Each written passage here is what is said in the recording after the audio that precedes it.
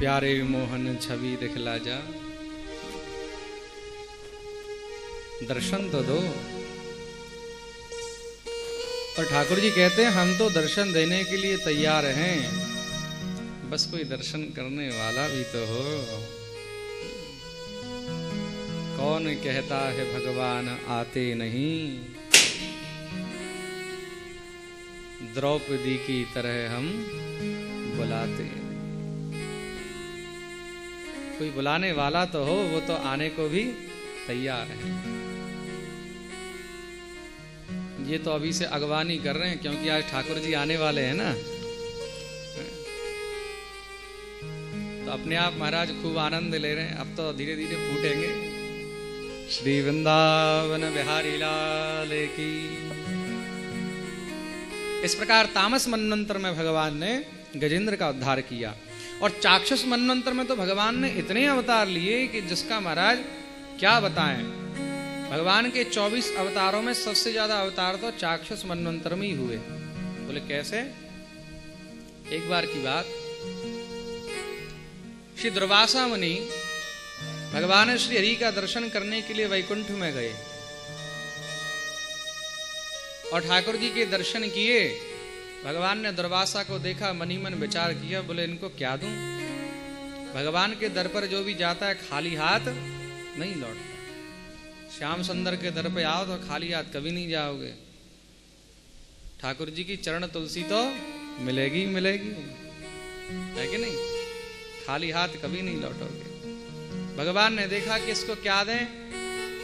साक्षात भगवती श्री लक्ष्मी जी ने अपने हाथों से महाराज बनमाला तैयार की और गोविंद के गले में पहनाई। वन से जो है सुंदर सुंदर अलग अलग तरह के महाराज पुष्प चयन किए, अपने हाथों से माला बनाई और ठाकुर जी को पहनाया। ठाकुर जी ने देखा, ओहो बड़ी सुंदर माला गले में है। अब दुर्वासा के लिए इससे अच्छी प्रसादी और क्या हो सकती है। गले से तुरंत महाराज माला उतार करके दुर्वासा जी को पहना दी। दुर्वासा जी तो इतने आनंदित हुए कि महाराज प्रभु को प्रणाम करके उन्मत्त होकर नाचते हुए आ रहे हैं। आज ठाकुर जी की साक्षात दिव्य प्रसादी माला हमको प्राप्त हुई। कहां किसके सौभाग्य में महाराज ये होता है?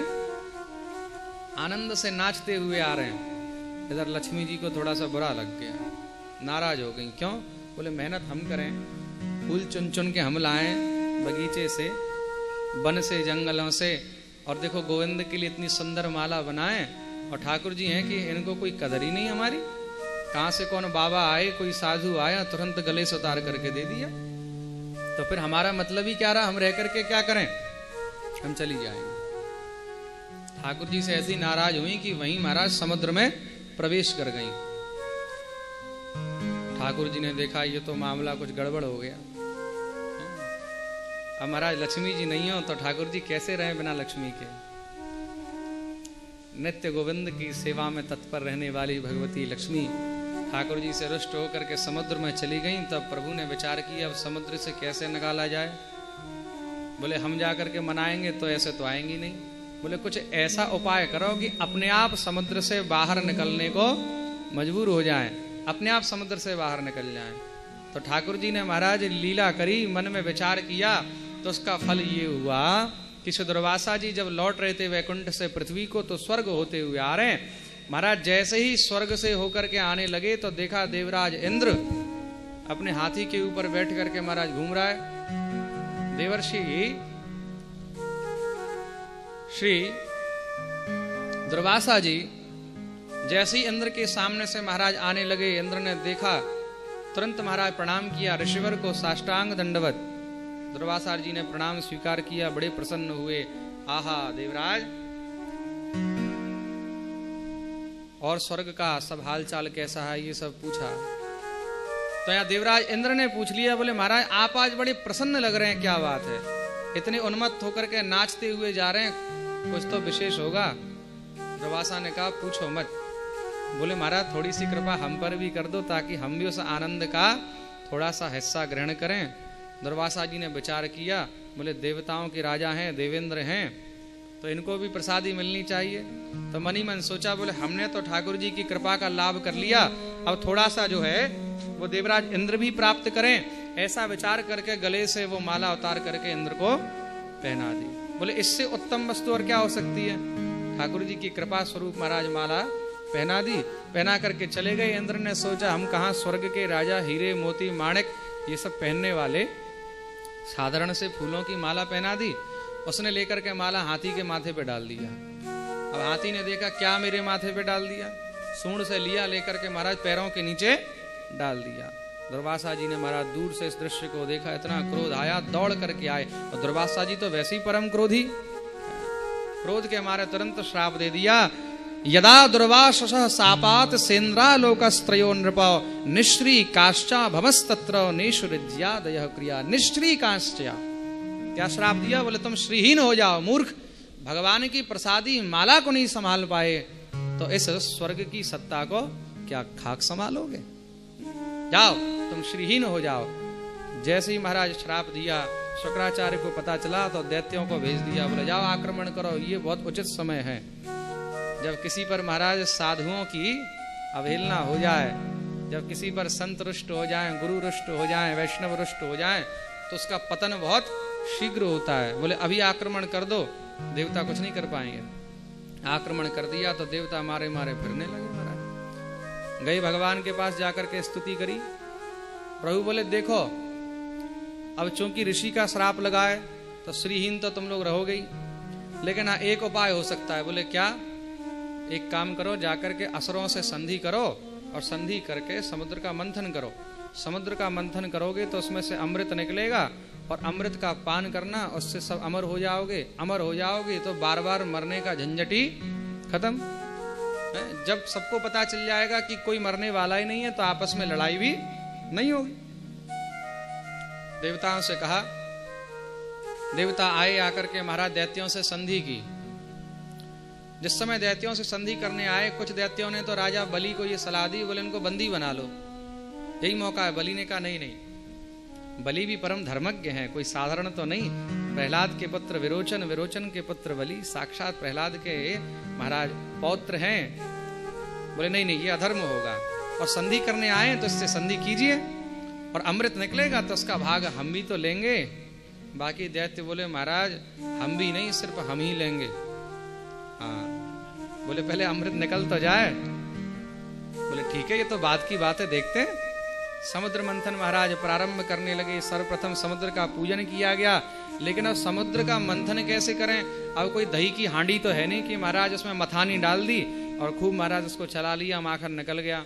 इतना विशाल समुद्र, उसके लिए मथानी भी तो उतनी बड़ी चाहिए। अब महाराज ठाकुर जी से प्रार्थना करी। प्रभु बोले जाओ मंदराचल पर्वत को लेकर के आओ।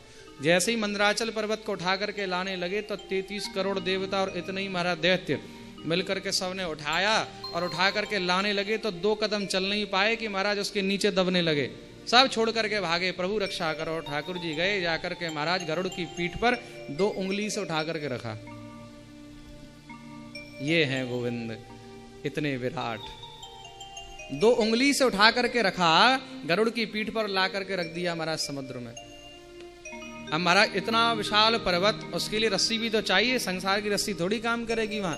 तो फिर बोले जाओ बासुकी नाग को लेकर के आओ। बासुकी नाग के पास में गए। बोले महाराज अब आप थोड़ा सा मदद करें और हमारे लिए रास का काम करें। रास माने रस्सी भी होती है, ध्यान रखना। बासुकी नाग बोले अच्छा, खाली फोकट में हम जाएं, अमृत तुम लोग लोगे और हम फ्री में। बोले चिंता मत करो, आपको भी थोड़ा मिल जाएगा। अब अमृत का लोभ तो है ही ऐसा महाराज हैं। बासुकी नाग आ गए। अब समस्त मंदराचल पर्वत को लपेट लिया। बासुकी नाग के विषय में तो ऐसा वर्णन है विष्णु पुराण में कि बासुकी नाग से संपूर्ण पृथ्वी को महाराज 3 बार लपेटा जा सकता है। इतने विशाल है बासुकी नाग, 3 बार लपेटा जा सकता है। मंदराचल पर्वत को महाराज लपेट लिया। अब समुद्र मंथन प्रारंभ होने लगा। बोले प्रभु आप हमारे बीच में जरूर रहें ताकि कोई बेईमानी नहीं हो। ठाकुर जी ने कहा ठीक है। तो नया रूप धारण किया। ये प्रथम अवतार है चाक्षुष मनवंतर का। अवतार लिया, नाम हुआ अजित। अजित माने जिसको कोई जीत न सके। बोलिए अजित भगवान की। अजित बन करके महाराज बीच में खड़े हो गए। क्यों? क्योंकि कोई भी मैच होवे तो बीच में एम्पायर तो होना चाहिए कि नहीं है? नहीं तो साहब बेईमानी होगी। बॉलर कहेगा आउट है, बैट्समैन कहेगा नहीं साहब आउट नहीं है। अब बीच में एम्पायर होगा तो बताएगा आउट है कि नॉट आउट है। तो इसलिए जो है बेईमानी नहीं हो। ठाकुर जी बीच में मानो एम्पायर बन के, रेफरी बन के खड़े हो गए। कोई बेईमानी करेगा तो तुरंत सीटी बजेगी, साहब प्रेम से बोलो राधे राधे। भगवान ने अजित का रूप धारण किया, मंथन प्रारंभ हुआ। अब जब मंथन प्रारंभ हुआ तो क्या हुआ महाराज, समुद्र तो अथाह है, तो पर्वत धीरे धीरे उसमें डूबने लगा। अब फिर ठाकुर जी से प्रार्थना करें, हारे को हरि नाम। जब महाराज कोई चारा नहीं रहता तब मेरे गोविंद काम आते हैं। ठाकुर जी बोले चिंता मत करो। ठाकुर जी बोले बहुत दिन से हमारे पीठ में खुजली हो रही थी, खुजली कोई करने वाला नहीं, लक्ष्मी जी तो चली गई, अब खुजली कैसे मिटे। तो तुरंत भगवान ने कच्छप रूप धारण किया, कूर्म रूप, और कछुए का रूप धारण करके मंदराचल को अपनी पीठ पर स्थापित किया है। बोलिए कूर्म भगवान की। देखिए लगातार अवतार हो रहे हैं, कूर्म अवतार हो गया। अब मंदराचल पर्वत को महाराज लेकर के फिर मंथन प्रारंभ हुआ। पृष्ठे भ्राम्यद मंद मंदर गिरी ग्रावाग्र कंडूयना। आहा, ठाकुर जी की पीठ पर जैसे ही मंदराचल घूमता है ना, तो ठाकुर जी को इतना आनंद आता है। सोचो कोई पीठ पे ऐसे ऐसे ऐसे जो खुजली कर रहा हो, ठाकुर जी जोर जोर से हंसते हैं। श्री सुखदेव जी ने ऐसा वर्णन किया, मानो श्री सुखदेव जी उस समय वहीं खड़े थे। सुखदेव जी कह रहे जब हंसते हैं ना तो उससे क्या होता है, पानी से बुलबुला निकलता है। आहा, मंथन हुआ तो सर्वप्रथम उसमें से महाराज हलाहल विष निकला है, और वो हलाहल विष जो है इतना ज्वलंत है कि इसकी ज्वाला से तीनों लोग दग्ध होने लगे। ठाकुर जी से कही प्रभु आप अब रक्षा करो। ठाकुर जी बोले अब तक बहुत रक्षा करी, अब नहीं करेंगे। सोचो साहब जी कौन सी बात हुई, भगवान कह रहे हैं हम नहीं करेंगे अब, तो फिर कौन करेगा महाराज, कैसे बात बनेगी। बोले देखो ये डिपार्टमेंट हमारा नहीं है, इसके लिए तो दूसरे बैठे हुए हैं। कौन? बोले वो विषधर जो बैठे हैं ना, जाओ उनके पास, हम तो भैया माखन मिश्री वाले हैं, चाहे भला मानो चाहे बुरा, जाओ विषधर के पास। सब के सब शंकर जी के पास में गए, जाकर के स्तुति करी। आहा, इतना सुंदर भगवान शंकर का स्तवन किया कि स्वयं भगवान शंकर दौड़ करके आए। शिव क्या है, शिवम करोति कल्याणम, जो जगत का कल्याण करें वही शंकर हैं, वही शिव हैं। भगवान शंकर आए, आकर के समस्त विष को महाराज अपनी अंजलि में ले लिया, समेट लिया। जो समुद्र में तैर रहा था उस विष को जो है दोनों हाथों में समेट लिया और समेट करके पी गए। जैसे ही महाराज पिया, विष कंठ तक पहुंचा तो वहीं रोक दिया। क्यों? विचार किया मेरे अंतर हृदय में तो गोविंद विराजमान है, वो तो इतने सुंदर हैं, सुकोमल हैं। अधरम मधुरम वदनम मधुरम नयनम मधुरम हसितम मधुरम। ऐसे मधुर मधुर गोविंद को ये विष स्पर्श करे कितना कष्ट होगा, ऐसा विचार करके महाराज विष को कंठ में रोक लिया तो कंठ जो है नीला पड़ गया, इसलिए एक नाम हुआ नीलकंठ। बोलिए नीलकंठ महादेव की जय। फिर से महाराज मंथन प्रारंभ हुआ। अब विष पिया तो शंकर जी ध्यान में बैठ गए। विष की ज्वाला भी तो है, इसको शांत भी तो करना पड़ेगा। समाधि लग गई शंकर जी की। इधर महाराज समुद्र मंथन चल रहा है। अब समुद्र मंथन प्रारंभ हुआ तो इसमें अब विष के बाद क्या क्या निकला है उसका वर्णन किया। पीते गरे वृषांकेण प्रीतास्ते मरदानवा ममंतुस्तरसा सिंधुम हविर्धानि ततो भवत्। अब सबसे पहले कामधेनु गाय निकली, तो इसको ऋषियों ने लिया, क्योंकि हमारे घर में हम जो भी कमाते हैं सबसे पहले उसमें से एक भाग जो है ऋषियों का होता है, ध्यान रखना। सर्वप्रथम भाग जो है वो ईश्वर का, भगवान का। भगवान के बाद दूसरा भाग जो है ऋषियों का होता है। हम पर महाराज ध्यान रखना, जो ऋण होते हैं उसमें एक पितृ ऋण होता है, मातृ ऋण होता है, ऐसे ही ऋषि ऋण भी होता है। क्योंकि ऋषि मुनि हमारे लिए, संसार के कल्याण के लिए, जगत के कल्याण के लिए ऋषि मुनि साधु संत भजन करते हैं, तपस्या करते हैं, तो इसलिए उनका भी ख्याल हमको ही रखना चाहिए। तो ऋषि भाग प्रथम तो ठाकुर जी हैं, उसके बाद ऋषि भाग। तो महाराज अब स्वयं समस्त ऋषियों ने मिलकर के उस कामधेनु गाय को लिया, क्योंकि ये ऋषियों के मतलब की चीज है, ऋषियों के मतलब की चीज है। तो ऋषियों ने इसको ग्रहण किया, क्योंकि हवन के लिए जो भी सामग्री चाहिए वो कामधेनु से प्राप्त होगी। उसके पश्चात फिर मंथन प्रारंभ हुआ, तो उसमें से उच्चश्रवा नाम का घोड़ा निकला, उसको राजा बलि ने लिया। दैत्य बोले अब हम लेंगे, राजा बलि ने लिया। उसके पश्चात ऐरावत नाम का हाथी निकला, उस हाथी को देवराज इंद्र ने लिया। ये महाराज 5 मुख वाला हाथी है, ध्यान रखना। तत्पश्चात उसमें से कौस्तुभ मणि निकली, कौस्तुवाख्य मभूत रत्नम पद्म रागो महोददे। उसको पद्मराग मणि भी कहते हैं, या तो कौस्तुभ मणि भी कहते हैं। हम स्तुति करते हैं ना, वक्षस्थले कौस्तुभम नासाग्रे वरमौक्तिकम करतले वेणु करे कंकणम। ठाकुर जी ने कौस्तुभ मणि को स्वीकार किया।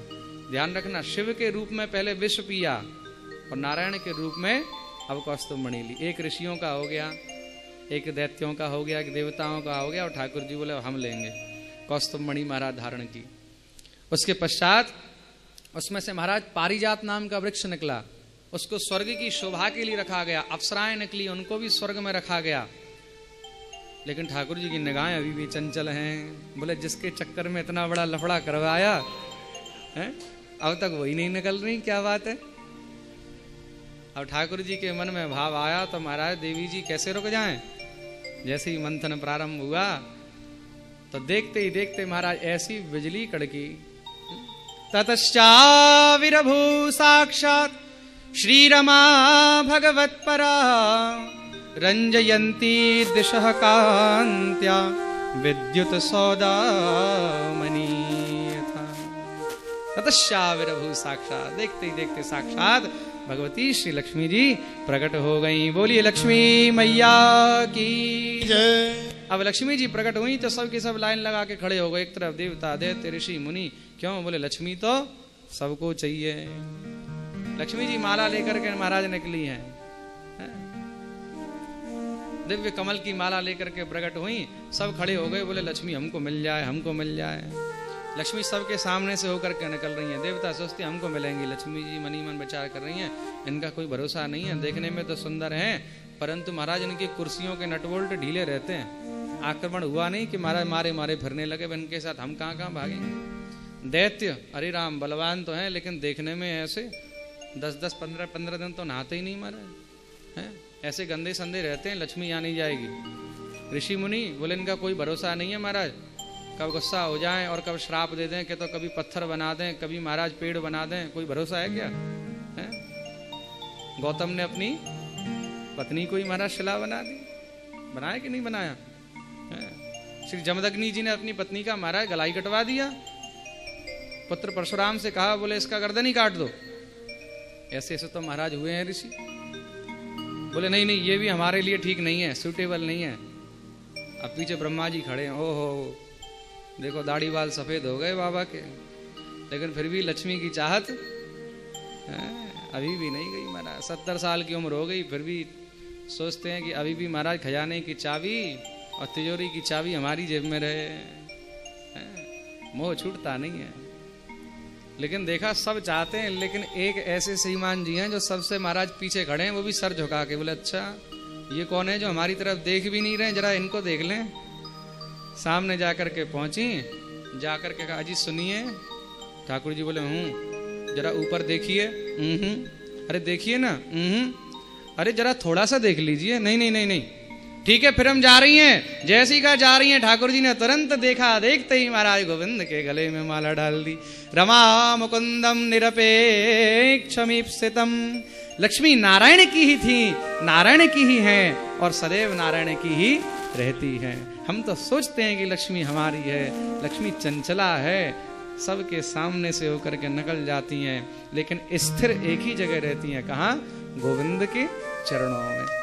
बोलिए लक्ष्मी नारायण भगवान की। अब महाराज फिर से मंथन प्रारंभ हुआ, तो जिसका इंतजार सबको था वही निकला। स्वयं भगवान धन्वंतरी के रूप में प्रकट हुए, हाथ में अमृत का कलश लेकर के। ये भगवान का एक और अवतार हो गया। बोलिए धन्वंतरी भगवान की। जैसे ही महाराज कलश लेकर के निकले तो तुरंत दैत्यों ने उनके हाथ से छीन लिया, छीन करके भागने लगे। अब तो देवता रोवें, प्रभु आपके रहते हुए ऐसा हो गया। ठाकुर जी बोले चिंता मत करो, अमृत देना तो हमारा काम है और पिलाना भी हमारा काम है। आदमी धन संपत्ति को प्राप्त कर सकता है, लेकिन उसका भोग तभी कर सकता है जब उस पर हमारी विशेष कृपा होवे। लाखों करोड़ों रुपए हमारे पास में आवे, लेकिन फिर भी हम उसका भोग नहीं कर सकते। करोड़ों रुपए महाराज रखे रह जाएंगे, पता चला कि उबले हुए पालक के साथ सूखी रोटी खा रहे हैं। धन का भोग भी तभी कर सकते हैं जब ईश्वर की कृपा होवे। अमृत तो प्राप्त हो गया, लेकिन महाराज ठाकुर जी नहीं चाहते तो ये उसका पान भी नहीं कर सकते। तो क्या हुआ? आपस में लड़ने लगे। अहम पूर्वम न त्वमति प्रभो। बोले पहले मैं पीऊंगा, एक कहता है पहले मैं पीऊंगा। बोले तू चुप कर, मैं तुझसे बड़ा हूं, पहले मैं पीऊंगा। बोले देख मैं तुझसे ज्यादा बलवान हूं, पहले मैं पीऊंगा। आपस में लड़ने लगे। ठाकुर जी को तो इतना ही मौका चाहिए था। देखते ही देखते भगवान ने एक और अवतार ले लिया। इतने सुंदर स्वरूप में महाराज ठाकुर जी सामने आए। कैसे? बोले आज मोहन मोहिनी बन गए। बोलिए मोहिनी भगवान की। श्री सुखदेव जी ने तो मोहिनी अवतार का ऐसा सुंदर वर्णन किया है महाराज कि हम जैसा साधारण जीव तो उसका वर्णन करने में ही लजा जाए। इसीलिए कहा है ना, श्री सुखदेव जी जैसे परम रसिक वक्ता संसार में कोई नहीं हुआ। एक एक महाराज मोहिनी जी के अंगों का ऐसा वर्णन किया है, बड़े बड़े महाराज व्याकरणी भी जो है उसमें गोलमोल हो जाएं, ऐसा सुंदर वर्णन किया है। तो महाराज भगवती श्री मोहिनी जी सामने से होकर के निकल रही हैं। आकाश मार्ग से दैत्यों ने देखा, चरणों में नूपुर की ध्वनि सुनी, सबकी दृष्टि गई तो सबके सब महाराज शांत हो गए। देखने लगे, आहा कौन है ये देवी, कौन है, देखो देखो। सब इतने शांत हो गए कि पूरा वातावरण बिल्कुल शांत हो गया। मोहिनी जी सामने से निकलने लगी, देखा ये तो चली जा रही है, तुरंत रोका। हे देवी रुकिए रुकिए रुकिए। मोहिनी जी ने नीचे की ओर देखा, क्या बात है, थोड़ी देर के लिए आप यहाँ पधारिए। मोहिनी जी सामने आई। कहिए हे कश्यप नंदन, आप क्या कहना चाहते हैं? कश्यप के वंशज हैं ये सब, तो कश्यप नंदन के नाम से संबोधित किया है। देवी देखिए, आपको देख करके हम सब के बीच में कितनी शांति है, लेकिन आप सब लड़ क्यों रहे थे? बोले ये सारे लड़ाई झगड़े की जड़ है ये अमृत। अच्छा अच्छा अच्छा अच्छा, तो आपस में बांट लीजिए, पी लीजिए। हम सब में निर्णय नहीं हो पा रहा है कि कौन पहले पिएगा। कोई बात नहीं, आपस में निर्णय कर लीजिए। बोले देखो देवी, जब आप सामने आई तो आपको देख करके सब शांत हो गए, तो अब अगर आप ही निर्णय कर दें तो हम में से कोई भी कुछ नहीं कहेगा। ठाकुर जी का स्वरूप इतना सुंदर महाराज कि गोविंद को देखकर सारा संसार तो वैसे ही मोहित हो जाए। और जब गोविंद ने मोहिनी का रूप धारण कर लिया फिर तो कहना ही क्या। हमने उस दिन कहा था ना, यदि नंद लला तुम होते लली तो गरे कट जाते करोड़न के। तो आज तो लली होके आ गए तो करोड़ तो वैसे ही महाराज सबके सब महाराज मोहित हो गए। ठाकुर जी के हाथों में अमृत का कलश दे दिया। बोले हम पे विश्वास मत करो, न हमारे घर का पता और न तो हमारे कुल का पता अगर हम लेकर के भाग गई, बोले हमें मालूम है आप कहीं नहीं जाएंगे। बोले लेकिन ध्यान रखना, हम जो भी काम करती हैं वो पक्का काम करती है और ईमानदारी के साथ। समुद्र मंथन में देवता भी साथ में थे आपके? बोले हाँ। तो हम तभी अमृत पिलाएंगे जब देवताओं को भी इसमें बराबर हिस्सा मिलेगा। बोले ठीक है देवी, आप जैसा कहें वैसा ही होगा। देवताओं को बुला करके लाए, दोनों दो पंक्ति में बैठे।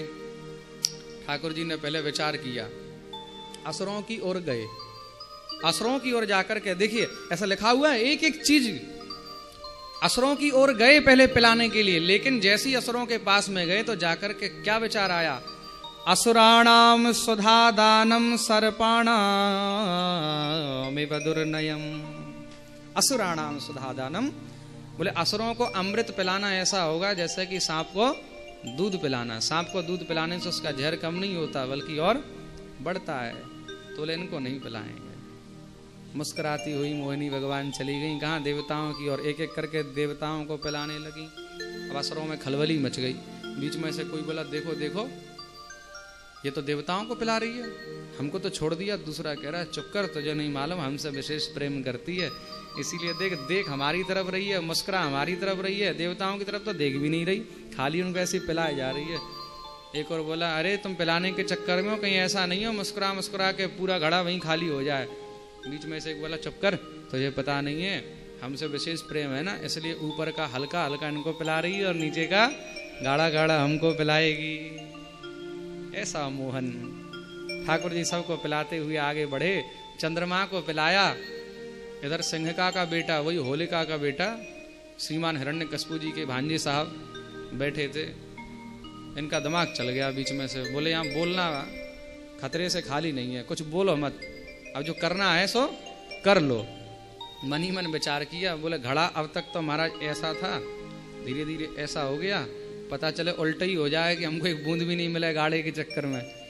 देवता का रूप धारण करके बीच में जाके बैठ गए चंद्र और सूर्य के। जैसे ही चंद्रमा को पिलाया ठाकुर जी ने, उसका नाम था राहु, राहु को पिलाया और सूर्य को महाराज पिलाने लगे। और जैसे ही महाराज पिलाने लगे तो इधर चंद्रमा की दृष्टि पड़ी। ठाकुर जी बोले क्या? इतने में ही सूर्य भगवान बोले अरे ये दैत्य है प्रभु। ठाकुर जी ने तुरंत अमृत का कलश सूर्य के हाथों में दिया। सूर्य के हाथों में कलश देकर के ठाकुर जी ने तुरंत महाराज सुदर्शन चक्र का आवाहन किया और वहीं देखते ही देखते उसका गर्दन शरीर से अलग कर दिया। लेकिन तब तक उसने अमृत का पान कर लिया था, इसलिए उसकी मृत्यु नहीं हुई। तो ऊपर का जो सर था वो तो महाराज राहु हो गया और नीचे का केतु हो गया। शरीर के दो भाग महाराज अमर हो गए। अब जैसे ही दैत्यों ने देखा बोले अरे ये तो वही छलिया है, ये तो नारायण है, विष्णु है, हमसे छल किया है, मारो मारो। महाराज अस्त्र शस्त्र निकाल लिए और इधर से देवता भी अमृत पी करके बलवान हो गए। तो भीषण युद्ध हुआ। उस देवासुर संग्राम में समस्त दैत्यों का वध कर दिया। शुक्राचार्य जी मृत संजीवनी विद्या जानते थे। उन्होंने अपनी विद्या के द्वारा महाराज समस्त दैत्यों को फिर से जीवित कर दिया और जीवित करके विशाल यज्ञ का आयोजन किया है समस्त भृगुवंशी ब्राह्मणों को लेकर के। और महाराज श्री शुक्राचार्य जी विशेष यज्ञ करने लगे और उस यज्ञ के प्रभाव से जितने भी महाराज ब्राह्मण हैं समस्त ब्राह्मणों ने खूब आशीर्वाद दिया। बोले जाओ तुम तीनों लोकों पर राज करोगे। और इधर देवता भगवत कृपा से अमृत पान करके महाराज सुरा सुंदरी में इतने विलीन हो गए कि धर्म कर्म का नाम भी भूल गए। ध्यान रखना, शुक्राचार्य जी ने कहा तुम पर ब्राह्मणों की कृपा है, जाओ आक्रमण करो। समस्त दैत्यों ने जाकर के आक्रमण किया तो देवता परास्त हो गए। अमृत पिए हुए देवता भी ब्राह्मणों की कृपा से बलवान होने पर दैत्यों के द्वारा पराजित हो गए। कृपा का ये लाभ है। ध्यान रखना, आपके पास खूब अर्थ आ जाए, धन आ जाए, शक्ति आ जाए तो उसका तात्पर्य ये नहीं कि आप उसका उपभोग करके जो है संसार का सुख लो। उसको भगवत सेवा में लगाओ, उसको साधु वैष्णवों की सेवा में लगाओ, श्याम सुंदर की सेवा में लगाओ, तब महाराज वो आपके काम आएगा, अन्यथा वो आपके काम नहीं आएगा। देवता मारे मारे फिरने लगे। देवताओं की माता अदिति कश्यप जी के पास में जाकर के रोने लगी। बोले बार बार हमारे बेटे इधर उधर भागते फिरते हैं, आप ऐसी कृपा करो कि मेरे गर्भ से ऐसा संतान जन्म ले जो कि समस्त दैत्यों को पराजित करके उनसे सारा राज्य वापस ले आवे। कश्यप जी ने कहा ठीक है, ऐसा संभव है, इसके लिए तुमको एक विशेष व्रत करना पड़ेगा। कौन सा? तो महाराज पयोव्रत का वर्णन किया है। फाल्गुन श्यामले पक्षे द्वादशाहम पयोहने। फाल्गुन श्यामले पक्षे द्वादशाहम पयोहने। फागुन के महीने में शुक्ल पक्ष की प्रतिपदा से लेकर के द्वादशी तक 12 दिन का ये व्रत होता है और सिर्फ दूध पी करके रहा जाता है। इसका नाम है पयोव्रत। सूर्योदय से लेकर के सूर्यास्त के मध्य में एक बार ही महाराज दुग्ध पीना और भगवान के विशेष किसी मंत्र का इसमें जाप का विधान है। व्यास गद्दी से वो कहना उचित नहीं है क्योंकि ये सब गोपनीय होते हैं। गोपनीयम गोपनीयम गोपनीयम प्रयत्न। जो सिद्धिदात्री मंत्र हैं उनका महाराज उच्च स्वर से गायन नहीं करना चाहिए, तो फिर उसका महत्व जो है कट जाता है। तो विशेष मंत्र का जाप भी महाराज इसमें बताया और अनेकानेक नियमों का आचरण करने का भी महाराज विधान बताया। तो भगवती श्री अदिति जी ने उस पयोव्रत का विधान परिपूर्ण रूप से महाराज किया है। उस व्रत को किया, उसके फलस्वरूप स्वयं प्रभु ने दर्शन दिया। हे माता, आपको क्या चाहिए? प्रभु साक्षात आप जैसा ही मुझे पुत्र प्राप्त हो गए। ठाकुर जी ने कृपा करी और देखते ही देखते महाराज भगवती श्री अदिति के गर्भ से ठाकुर जी के जन्म का समय आने लगा। और ठाकुर जी का अवतार किस समय हुआ? श्रृणायाम श्रवण द्वादश्याम मुहूर्ते अभिजित प्रभु सर्वे नक्षत्र ताराद्या चकुस्तज्जन्म दक्षिणम। श्रृणायाम श्रवण द्वादश्याम, जिसको हम श्रवणा द्वादशी कहते हैं, यानी कि भादों के महीने में शुक्ल पक्ष की द्वादशी अभी आने वाली है। अभी श्रावण का महीना चल रहा है ना, इसके बाद भाद्रपद, भादों के महीने में शुक्ल पक्ष की द्वादशी को श्रवणा द्वादशी कहते हैं। उस दिन ठाकुर जी प्रकट हुए और जैसे ही प्रकट हुए, प्रकट होते ही ठाकुर जी धीरे धीरे बढ़ गए और 52 अंगल के हो गए। तो महाराज उनका नाम हुआ वामन। बोलिए श्री वामन भगवान की जय। ठाकुर जी का दिव्य रूप सबने दर्शन किया और उस दिन को हम वामन द्वादशी भी कहते हैं। श्री वामन भगवान का प्रागट्य हुआ है। समस्त देवताओं ने पुष्पों की वर्षा की। देवगुरु बृहस्पति जी ने यज्ञोपवीत संस्कार कराया। एक एक करके समस्त देवी देवता आए और महाराज किसी ने कुछ दिया, किसी ने कुछ दिया। भगवती पृथ्वी ने कृष्ण मृग का चर्म दिया है, वरुण ने छत्र दिया है, ब्रह्मा जी ने कमंडलू दी है, विश्वामित्र जी ने यज्ञोपवीत धारण कराया है। गायत्री के देवता सविता ने महाराज गायत्री की दीक्षा प्रदान करी है। और इतना ही नहीं, दंडम सोमो वनस्पति, चंद्रमा ने बिल्व दंड दिया है। जब यज्ञोपवीत संस्कार हो गए तो महाराज ये सारी क्रियाएं पूर्ण की जाती हैं। और भिक्षा किसने दी? साक्षात अंबिका ने, भगवती श्री अन्नपूर्णा जी ने स्वयं भिक्षा दी है। अब भिक्षा लेकर के गुरुजी के पास में गए। गुरुजी बोले ये भिक्षा पर्याप्त नहीं है, और भिक्षा करके लाओ। तो महाराज और भिक्षा करने कहाँ जाएं? बोले पृथ्वी लोक में नर्मदा नदी के तट पर दैत्यराज बलि विशाल यज्ञ कर रहे हैं और ब्राह्मणों को मन चाहा महाराज भिक्षा प्रदान करते हैं। जाओ वहां जाकर के भिक्षा करके लाओ। तो गुरु जी का आदेश भी प्राप्त हो गया। तो श्री वामन भगवान आ रहे हैं राजा बलि के द्वार पर। और जैसे ही महाराज राजा बलि के द्वार पर आए, वामन भगवान ने यज्ञशाला में बैठे हुए दूर से राजा बलि ने जैसे देखा, देख करके इतने आकर्षित हुए, दौड़ करके आए और आकर के श्री वामन भगवान के श्री चरणों में वंदन करने लगे। आइए हम भी थोड़ा वामन भगवान का वंदन कर लें। आज तो मोहनी भी बने और आज वामन भी बने। बोलिए श्री वामन भगवान की। रूप वामन को बनायो बिहारी जी ने, रूप वामन को बनायो बिहारी जी ने, रूप वामन को बनायो बिहारी जी ने, रूप वामन को बनायो बिहारी जी ने। हाँ हाँ बिहारी जी ने हो बिहारी जी ने, हाँ हाँ बिहारी जी ने हो बिहारी जी ने, हाँ बिहारी जी ने हो बिहारी जी ने। रूप वामन को बनायो बिहारी जी ने, रूप वामन को बनायो बिहारी जी ने।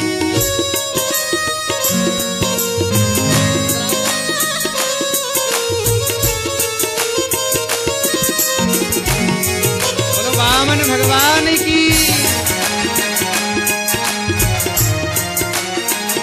महाराज जी को आसन दीजिए, अपने बगल में बैठा। कर में दंड का मंडल सोहे, कर में दंड कमंडल सोहे, कर में दंड का मंडल सोहे, कर में दंड कमंडल सोहे।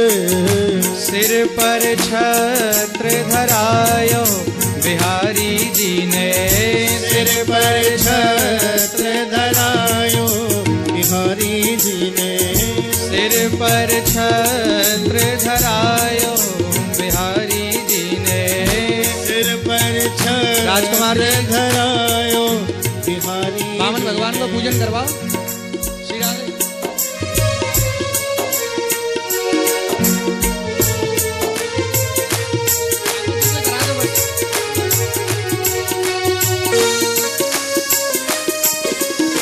हरि बोल।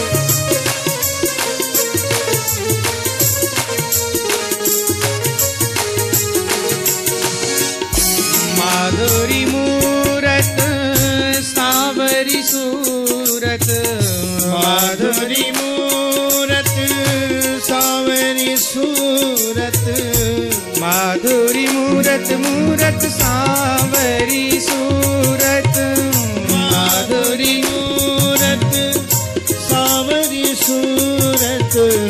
छवि मुनि मन को भायो बिहारी जी ने। कभी मुनिन मन भायो बिहारी जी ने। हाँ हाँ बिहारी जी ने हो बिहारी जी ने। हो बिहारी जी ने। हाँ हाँ बिहारी जी ने। रूप वामन को बनायो बिहारी जी ने। रूप वामन को बनायो बिहारी जी ने। देवन काज संवारन कारण। देवन काज संवारन कारण। देवन काज संवारन कारण। देवन काज संवारन कारण। बल के द्वारे आयो बिहारी जी ने। बल के द्वारे पे आयो बिहारी जी ने। रूप वामन को बनायो बिहारी जी ने। रूप वामन को बनायो बिहारी जी ने। वामन प्रभु भक्तन हितकारी। वामन प्रभु भक्तन हितकारी। वामन प्रभु भक्तन हितकारी। भक्तन हितकारी सगतन हितकारी। भक्तन हितकारी जय हो। सगतन हितकारी। वामन प्रभु भक्तन हितकारी। वामन प्रभु भक्तन हितकारी। रुद्र हर्ष गुण गायो बिहारी जी ने। गोविंद हर्ष गुण गायो बिहारी जी ने। हाँ हाँ बिहारी जी ने। हो बिहारी जी ने। हाँ हाँ बिहारी जी ने। हो बिहारी जी ने। रूप वामन को बनायो बिहारी जी ने। रूप वामन को बनायो बिहारी जी ने। रूप वामन को बनायो बिहारी जी ने। जय हो। हो बिहारी जी ने। हाँ हाँ बिहारी जी ने। हो बिहारी जी ने। हाँ बिहारी जी ने। रूप वामन को बनायो बिहारी जी ने। रूप वामन को बनायो बिहारी जी ने। हाँ बिहारी जी ने। हो बिहारी जी ने। बोली श्री वामन भगवान की जय। राजा बलि ने महाराज जैसे ही वामन भगवान का दर्शन किया दौड़ करके गए, जाकर के स्तुति करी। स्वागतम ते नमस्तुभ्यं ब्रह्मन् किं करवामते। ब्रह्मर्षीणां तपः साक्षान् मन्ये त्वार्य वपुर्धरम्। हे प्रभु, आपने बड़ी कृपा करी जो इस यज्ञशाला में पधारे। कहिए आपके लिए क्या लेकर के आए। ठाकुर जी बोले हमें किसी वस्तु की आवश्यकता नहीं, हम तो बस भिक्षाटन करने आए हैं, तो किंचित मात्र कुछ भिक्षा लेकर के जाएंगे। प्रभु बताइए आपको क्या दें। आप जो कहेंगे हम आपको वो देने के लिए तत्पर हैं। आप कहें तो आपको गांव दे दें। ठाकुर जी बोले नहीं नहीं नहीं, हम क्या करेंगे गांव का। आप कहें तो नगर दे दें। बोले नहीं नहीं, हमें उसकी भी आवश्यकता नहीं है। आप कहें तो आपको सोना लाद दें, हीरे मोती दे दें। ना ना ना, गाम कांचनम गुणवद्धाम अमृष्टम तथान्न पेयमुतवा विप्रकन्याम। ग्रामान् समृद्धान् स्तुरगान् गजान् वा रथास्तथार्हत्तमसं प्रतीच्छ। आप कहें तो आपको हाथी घोड़े दे दें, सुंदर रथ सजा करके दें। बोले नहीं नहीं, हमको ये सब कुछ नहीं चाहिए। आप कहें तो आपको किसी उच्च कुल की अच्छे से ब्राह्मण की कन्या से विवाह करा दें। वो तो आप विप्र कन्याम। ठाकुर जी बोले राम राम राम राम, कैसी बात करते हो राजन, हम ठहरे ब्रह्मचारी हैं? तो विवाह की बात करते हो? नहीं नहीं। तो महाराज कहिए तो सही, आपको क्या चाहिए? बोले हम जानते हैं तुम विरोचन के पुत्र हो। सिर्फ महाराज वचन दे करके प्राण भी दे दिया। ऐसे विरोचन के पुत्र बलि, तुमसे जो मांगेंगे तुम मना नहीं करोगे, लेकिन हमको अधिक लेकर के करना क्या? हम तो खाली ठाकुर जी का भजन करना चाहते हैं, और भजन करने के लिए कहीं अपनी ज्यादा जमीन नहीं हो तो थोड़ी सी तो होनी चाहिए जिसपे खड़े रह करके भजन कर लें। बोले साहब कोई भगाए तो नहीं कि चलो चलो हटो दूर जाओ, हम कह तो सकें कि नहीं महाराज जहाँ खड़े हैं ये जमीन हमारी है, कम से कम भगाओ तो मत। तो खाली हमको खड़े रहने लायक जगह चाहिए। महाराज कहिए आपके लिए सुंदर सी कुटिया बनवा दे। बोले ना ना ना ना। तो फिर क्या चाहिए? बोले अगर देना ही चाहते हो तो पदानी त्रीणि दत्तम में, मुझे सिर्फ 3 पग भूमि दे दो। हे भगवान, जितने छोटे से आप उतनी छोटी सी आपकी बुद्धि। मांगा भी तो क्या 3 पग भूमि? अरे हमसे तो राज मांग लेते, सो आपको दे देते। ठाकुर जी बोले देखो 3 पग दे सकते हो तो हाँ करो, नहीं तो ना करो, हम तो सीधी सीधी बात करेंगे। राजा बलि बोले महाराज कैसी बात कर रहे हैं? वचन दिया है सो आपको जरूर देंगे। बोले वचन से काम नहीं चलेगा, तो फिर संकल्प करना पड़ेगा। बिना संकल्प के नहीं। पता चला महाराज आज तो आपने जमीन दान कर दी, कल को हमारा रेट बढ़ गए तो आपके बाल बच्चे केस कर दें, बोले साहब हमारे ये बाबा की जमीन थी। ऐसा हो जाता है ना, तो हम कहाँ जाएंगे फिर? अब पहले रजिस्ट्री वाला सिस्टम तो था नहीं कोर्ट में, तो साहब संकल्प में ही सारा मामला हो जाता था। बोले संकल्प करो। अंदर यज्ञ कुंड में बैठे हुए थे, यज्ञशाला में श्री शुक्राचार्य जी सारी बातें सुन रहे हैं। मनी मन विचार किया, बोले ये कोई साधारण ब्राह्मण नहीं हो सकता। ब्राह्मण को कोई दान करे और मना कर दे।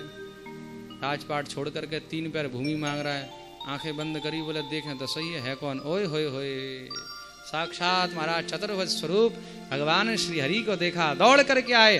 बोले कहीं ये चेला मेरा संकल्प न कर दे। एष वैरोचने साक्षात भगवान विष्णुरव्यः कश्यपो अदितेर्जाता देवानां कार्य साधक। अरे रुको रुको बलि, इसको कुछ मत देना। क्यों? बोले जानते नहीं हो ये बामन बन करके आया, कोई साधारण ब्राह्मण नहीं है। तो फिर साक्षात विष्णुरव्यः, साक्षात विष्णु का अवतार है। 3 पग भूमि में तुमसे तीनों लोग छीन के ले जाएगा। थोड़ा सोच तो लिया करो कि 3 पग भूमि मांगा है तो किस कारण मांगा होगा। राजा बलि ने कहा गुरुजी अगर आप कहते हैं कि साक्षात श्री हरि हैं तो ये तो मेरे लिए परम सौभाग्य का विषय है। जिस गोविंद के दर पर सारा संसार मांगने जाता है, आज वो गोविंद मेरे दर पर मांगने आए हैं, उनको मैं खाली हाथ कैसे लौटा दूं? दुनिया ये कहेगी कि बलि ने भगवान को खाली हाथ लौटा दिया। अब तो चाहे जो हो सो हम देखेंगे, चाहे सब कुछ लुट जाए, आज तो हम लुटा के भी देखना चाहते हैं कि वो गोविंद लूटते कैसे हैं। गुरु जी को इतना क्रोध आया, तूने गुरु की बात नहीं मानी, गुरु की अवज्ञा करी, जब हम तुझे श्राप देते हैं तो श्रीहीन हो जाएगा, हम तेरा त्याग कर देंगे। जैसी आपकी इच्छा गुरु। हमने कल कथा में सुना था ना, गुरु न शिष्यात् स्वजनो न शिष्यात्। वो गुरु गुरु नहीं है जो हमको गोविंद से दूर करे। तो गुरु कौन है? जो गोविंद से विमुख नहीं, गोविंद की ओर अभिमुख करे, वास्तव में वही गुरु है। बलि ने गुरु का भी त्याग कर दिया। संकल्प करने लगे। अब महाराज जल गिरे ही नहीं कमंडल से। कमंडल के आगे नाल होती है ना, डंडी से नकली रहती है। अब जल नहीं गिरा। जल क्यों नहीं गिर रहा है? शुक्राचार्य जी सूक्ष्म रूप धारण करके अंदर बैठ गए। बोले न गिरेगा जल और न होगा संकल्प। गुरु के मन में पाप आ गया। क्यों? बोले चेले का सब कुछ लुट गया तो हमारी दक्षिणा तो मारी जाएगी। और लोभी गुरु लालची चेला होए नरक में ठेलम ठेला। बोलो वृंदावन बिहारी लाल की। तो गुरु को लोभी नहीं होना चाहिए और शिष्य को भी लालची नहीं होना चाहिए। शिष्य अपना सब कुछ लुटाने को तैयार है तो गुरु को सहयोग करना चाहिए। बोले खूब बांटो। बोले गुरु जी हम 1 लाख का भंडारा करेंगे। बोले 1 लाख का क्यों, 2 लाख का करो। हाँ, ऐसा भाव होना चाहिए। ठाकुर जी ने देखा कि महाराज जल नहीं गिर रहा है। राजा बलि बोले प्रभु जल नहीं गिर रहा है, अब क्या करें? ठाकुर जी बोले चिंता मत करो, उसकी व्यवस्था करते हैं। बगल में कुशा का आसन दबाए थे, वहीं से कुशा निकाली। बोले लो साफ कर दो, लगता है अंदर कुछ गंदगी है, जमा हो गई है, कुछ फंस गया है। राजा बलि बोले प्रभु आप ही कर दो। ठाकुर जी बोले अच्छा शुभ कार्य हमारे हाथों से कराओगे? ठाकुर जी ने महाराज जैसे ही नाल में कसा डाला, शुक्राचार्य जी आंखें फाड़ फाड़ के देख रहे थे बाहर क्या हो रहा है। सीधे जा करके महाराज एक आंख में लगी और एक आंख वहीं गोविंदाय नमो नमः, बल्ब फ्यूज हो गया साहब। अब सीधे बाहर निकले दहाड़ते हुए, बोले हम छोड़ेंगे नहीं, छोड़ेंगे नहीं। ठाकुर जी बोले पकड़ा कब था, सो छोड़ोगे नहीं? पहले पकड़ते फिर कहते छोड़ेंगे नहीं। बोले चिंता मत करो, कलयुग में हम ऐसे ही तुम्हारी भी आंखें फोड़ेंगे। मायावादम समशास्त्रम प्रच्छन्नम फलपैतृकम। कलयुग में मायावाद शास्त्र के द्वारा हम भक्तों को तुमसे विमुख करेंगे और तुम्हारे मत में जाकर के, वैष्णव मत में जाकर के वैष्णवों को हम नीच महाराज अन्य अन्य संप्रदायों में विभक्त कर देंगे।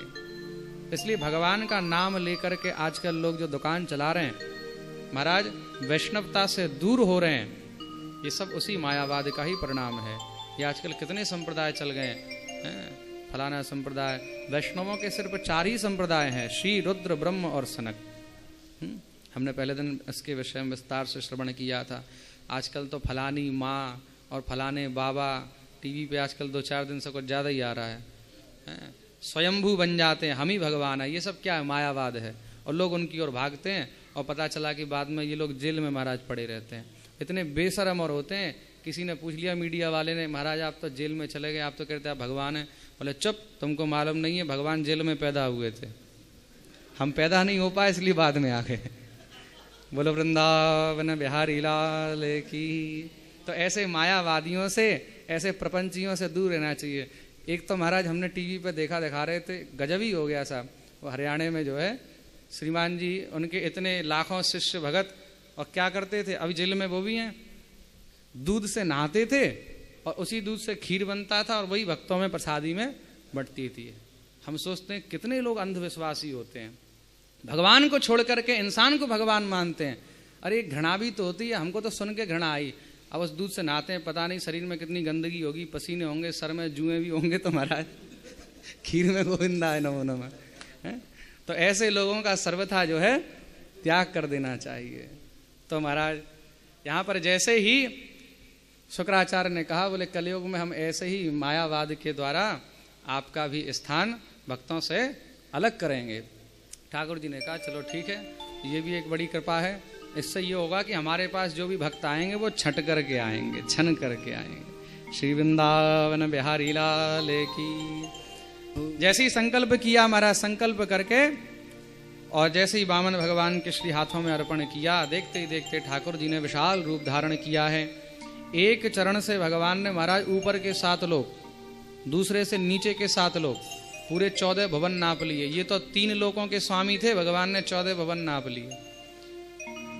ऐसा वर्णन है विष्णु पुराण में कि ठाकुर जी का एक चरण जब ऊपर की ओर गया तो उस चरण से महाराज अंतरिक्ष में, यानी कि ब्रह्मांड का जो अंतिम परत है, उस परत में जाकर के ठोकर लगी।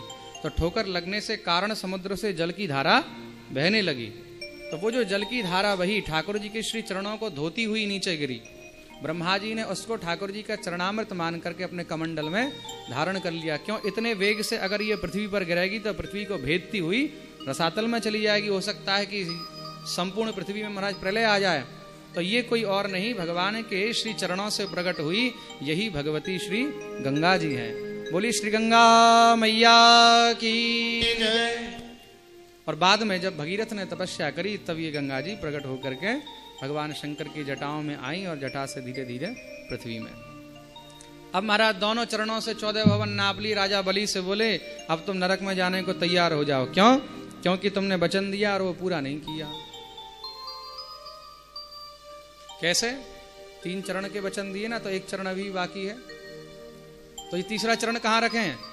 राजा बलि ने हाथ जोड़ लिए, घुटनों के बल बैठ गए और प्रभु से बोले प्रभु आपसे एक विनती करें। बोले हाँ। एक बात बताइए, इस संसार में दान बड़ा है या दानी? ठाकुर जी बोले निश्चय ही दानी बड़ा है। अगर दानी नहीं होगा तो दान कहाँ से आएगा? तो प्रभु इस दानी ने अपना सर्वस्व तो दान कर दिया, लेकिन स्वयं तो अभी बाकी है। तो पदम तृतीयम कुरुशीर्ष्णि में निजम, आप अपना तृतीय चरण जो है मेरे मस्तक पर रख दीजिए। ठाकुर जी ने राजा बलि के मस्तक पर चरण रखा आहा जैसी चरण रखा, चारों ओर महाराज देवता जय जयकार की ध्वनि करने लगे और साक्षात श्री प्रहलाद जी महाराज प्रकट हो गए। धन्य है बलि। गोविंद के चरणों में आकर के महाराज प्रार्थना करी, हे प्रभु आपने ऐसी कृपा तो हम पर भी नहीं करी, आपने हमको गोदी में बिठाया लेकिन सर पर चरण नहीं रखे। जो भाग्य बलि को प्राप्त हुआ वो किसी और को प्राप्त नहीं हो सका। ठाकुर जी ने कृपा करी है। राजा बलि से कहा, बोले अब तुमको क्या चाहिए सो मांग लो। राजा बलि बोले, प्रभु देना ही चाहते हो तो अपने श्री चरणों की भक्ति दो और ऐसी कृपा करो कि सदैव हम आपका दर्शन करते रहें, और वो भी उस वामन के रूप में, इस विशाल रूप में नहीं, शंख चक्र गदा पद्म वाले, सिर्फ उसी वामन के रूप में दर्शन करते रहें। ठाकुर जी बोले, जाओ हम कृपा करते हैं, अब तुम सब जाकर के स्वतल लोक में निवास करो और आगामी मनवंतर में तुम इस पृथ्वी में और संपूर्ण ब्रह्मांड में इंद्र के रूप में जाने जाओगे। ठाकुर जी ने कृपा करी राजा बलि पर। राजा बलि स्वतल लोक में आए और आज भी ठाकुर जी वामन के रूप में राजा बलि के यहाँ विराज रहे हैं। बोली श्री वामन भगवान की। इस प्रकार वामन अवतार की कथा का वर्णन श्रवण कराया। तत्पश्चात उसी चाक्षुष मनवंतर में भगवान ने मत्स्य का रूप धारण किया और मत्स्य अवतार में भगवान ने वेदों को महाराज जल से निकाला। और उसी मत्स्य अवतार की एक और कथा है, राजा सत्यव्रत पर कृपा करी। जब सारा संसार प्रलय में डूब गया तो मत्स्य भगवान ने प्रकट होकर के राजा सत्यव्रत पर कृपा करते हुए उपदेश किया और उसी सत्यव्रत को महाराज आगामी मनवंतर के लिए मनु के रूप में आशीर्वाद दिया। और वही सत्यव्रत जो है आगामी मनवंतर में यानी कि वैवस्वत मनवंतर में वैवस्वत मनु के रूप में प्रकट हुए। और उसी वैवस्वत मनु से महाराज आगे चल करके ये सूर्यवंश चला। तो श्री परीक्षित जी महाराज ने यहाँ प्रश्न किया, प्रभु अब मैं उस सूर्यवंश का वर्णन श्रवण करना चाहता हूं जिस सूर्यवंश में स्वयं भगवान श्री राम के रूप में अवतीर्ण हुए। श्री सुखदेव जी महाराज कहते हैं कि सूर्यवंश इतना बड़ा है कि महाराज इसका अगर विस्तार से वर्णन करें तो 100 वर्ष में भी पूर्ण नहीं होगा। न वक्तुम वर्ष सतैरपि। और हमारे पास समय तो कम है और ठाकुर जी का प्रागट्य भी होना है ना, इसलिए हम सूक्ष्म में श्रवण करेंगे। ब्रह्मा के मन से हुए मरीचि, मरीचि के पुत्र हुए कश्यप, कश्यप के पुत्र हुए विवस्वान, विवस्वान के पुत्र हुए वैवस्वत, वैवस्वत मनु के महाराज 10 पुत्र हुए, इक्ष्वाकु, नृग, शर्याति, दिष्ट, धृष्ट, करुष, नरिष्यंत, पृथक, नभग और कवि। नभग के पुत्र हुए नाभाग और नाभाग के हुए अम्बरीश। ये अम्बरीश जी भगवान के परम भक्त थे। श्री अम्बरीश जी महाराज प्रत्येक एकादशी का व्रत करते थे और एकादशी के व्रत से ठाकुर जी इतने प्रसन्न होते हैं जितने कि महाराज संसार में अन्य किसी व्रत से नहीं होते। ध्यान रखना। और एकादशी में कभी भी अन्न का ग्रहण नहीं करना चाहिए। एकादशी में अन्न खाना जो है ये महाअपराध माना जाता है। क्यों नहीं खाना चाहिए? ध्यान रखना। जिस समय भगवान ने पाप पुण्य इत्यादि की सृष्टि की, पाप का जन्म हुआ, पाप ने कहा प्रभु कहाँ रहें, उसको रहने के लिए स्थान दिए। मद्यपान, जुआ, हत्या, स्त्री हत्या, बाल हत्या, चोरी, इन सब स्थानों में रहने के लिए स्थान दिए। पाप ने कहा प्रभु आपने इतने स्थान दिए, सब के सब महाराज गड़बड़ जगह हैं, सब के सब बुरे हैं, गंदे हैं, किसी अच्छे स्थान में हमको जन्म वो स्थान देते। ठाकुर जी ने कहा ठीक है, जाओ आज से तुम अन्न में निवास करोगे। जैसे ही कहा अन्न में निवास करोगे, समस्त देवता महाराज घबरा गए, ठाकुर जी से प्रार्थना करने लगे प्रभु ये आपने क्या कर दिया, सबको अन्न का भोग लगता है, बिना अन्न के जीव रह नहीं सकता, अन्न खाएंगे तो सब पाप का भक्षण करेंगे। ठाकुर जी बोले चिंता मत करो, ये अन्न में तो रहेगा लेकिन एक पक्ष में सिर्फ एक ही दिन के लिए, और वो दिन होगा एकादशी। यानी कि एकादशी के दिन जो अन्न का भक्षण करता है, समझ लेना कि साक्षात संसार के समस्त पापों को भक्षण करता है, खाता है। इसलिए एकादशी के दिन अन्न का भक्षण नहीं करना चाहिए। श्री अम्बरीश जी प्रत्येक एकादशी का व्रत करते थे, उसमें भी कौन सी, द्वादशी संयुक्त एकादशी। ध्यान रखना, कभी कभी एकादशी 2 पड़ जाती हैं, तो अगर 2 पड़ जाएं तो हमेशा महाराज दूसरे दिन वाली करनी चाहिए। हमारे वैष्णवों में महाराज द्वितीय दिन वाली का विधान है, क्योंकि कभी कभी क्या होता है द्वादशी संयुक्त हो जावे एकादशी में तो वो अत्यधिक और पवित्र मानी गई है और कल्याण करने वाली। लेकिन दशमी विद्या का स्पर्श होवे, यानी कि एकादशी में दशमी का महाराज संयोग हो तो उस एकादशी का सर्वथा त्याग कर देना चाहिए। इसलिए महाराज द्वादशी संयुक्त एकादशी का व्रत करते हैं श्री अम्बरीश जी। एक बार दुर्वासा ऋषि आए परीक्षा लेने के लिए। द्वादशी को महाराज पारण का समय हो रहा था, ये आए, जैसी अतिथि को आया हुआ देखा, अम्बरीश ने प्रणाम किया, सुंदर आसन दिया, बोले महाराज अब आप भी पारण कर लीजिए। बोले हमने स्नान नहीं किया है। तो स्नान करने के लिए गए, अब देर हो गई। अगर समय पर महाराज एकादशी का पारण न हो गए, यानी कि व्रत को न तोड़ा जाए, तो उस एकादशी का फल नहीं मिलता। पारण से तात्पर्य व्रत के पश्चात अन्न के द्वारा महाराज उस व्रत को खोला जाता है, अन्न लिया जाता है। कदाचित मान लीजिए अन्न हमारे पास नहीं होवे, तब क्या करें? तो श्री जगन्नाथ भगवान की महाप्रसादी मिलती है सूखी, देखा होगा। तो सूखी महाप्रसादी अपने पास हमेशा रखें, 2 दाने मुख में रख लें। अब महाराज पारण का समय निकला जाता है, ज्योतिष के अनुसार उसका भी समय दिया रहता है। कदाचित मान लीजिए पंचांग हमारे पास नहीं हो और हमको पता नहीं हो कि पारण कब तक करें, तो सूर्योदय से 1 घड़ी के अंदर पारण कर लेना चाहिए। कम से कम इतना समय अवश्य रहता है। 1 घड़ी माने 24 मिनट। अगर सूर्योदय मान लीजिए 5:30 पे हो रहा है, तो 5:30 से लेकर के 24 मिनट और जोड़ लीजिए, है, यानी कि 5:54, इतने के बीच में कम से कम पारण हो जाना चाहिए। और नहीं तो पंचांग में दिया रहता है, उसको अगर देखने वाले हों तो उसके हिसाब से भी कर सकते हैं। कभी कभी 9 बजे तक भी हो जाता है, 8 बजे तक भी समय मिल जाता है। लेकिन ये उस समय के लिए, हम यात्रा में कहीं हमको पता नहीं, पंचांग नहीं मिल रहा, किसी से बात नहीं हो पाई, तो इतने समय के बीच में अवश्य पारण कर लेना चाहिए। अब पारण का समय निकलने लगा, समस्त महाराज साधु संतों से पूछा अब हमको क्या करना चाहिए। अतिथि आए, अतिथि को छोड़ करके अन्न ग्रहण भी नहीं कर सकते। बोले देखो अन्न तो नहीं ले सकते, लेकिन हाँ भगवान की चरण प्रसादी तुलसी दल ग्रहण कर सकते हैं, चरणामृत ग्रहण कर सकते हैं। जैसे ही महाराज तुलसी दल चरणामृत लिया, इतने में दुर्वासा जी पधार गए। मुंह चलता हुआ देखा, रे मूर्ख, अतिथि को छोड़ करके अन्न ग्रहण करता है, मैं तुझे अभी समाप्त कर दूंगा। कह करके जैसे ही महाराज जटा उखाड़ करके धरती पर फेंकी, उसमें से एक राक्षसी प्रकट हुई, कृत्या। बोले जाओ इसको मार डालो। कृत्या मारने के लिए दौड़ी, तो भगवान के पार्षद सुदर्शन से रहा नहीं गया। ठाकुर जी ने नहीं भेजा, अपने आप स्वयं चल करके आए, क्योंकि भगवान के आयुध भक्तों की रक्षा के लिए सदैव तत्पर रहते हैं। सुदर्शन चक्र आए और आकर देखते ही देखते उस कृत्या के टुकड़े टुकड़े कर दिए। अब दुर्वासा को मारने के लिए पीछे पीछे दौड़ने लगे, तो महाराज दुर्वासा जी भाग रहे हैं, पूरे ब्रह्मांड में घूम लिए, लेकिन सुदर्शन ने पीछा नहीं छोड़ा। ब्रह्मा जी के पास में गए, जाकर के महाराज विनती करी। ब्रह्मा जी बोले ये हमारे बस की बात नहीं है, अगर बचना है तो नारायण के पास में जाओ। डर लग रहा है, नारायण के पास कैसे जाएं? शंकर जी के पास में गए, शंकर जी बोले हम भी कुछ नहीं कर सकते। भगवान श्री हरि के पास में गए, प्रभु सुदर्शन हमको मार देगा, हमारी रक्षा करो। ठाकुर जी बोले हम भी कुछ नहीं कर सकते। क्यों?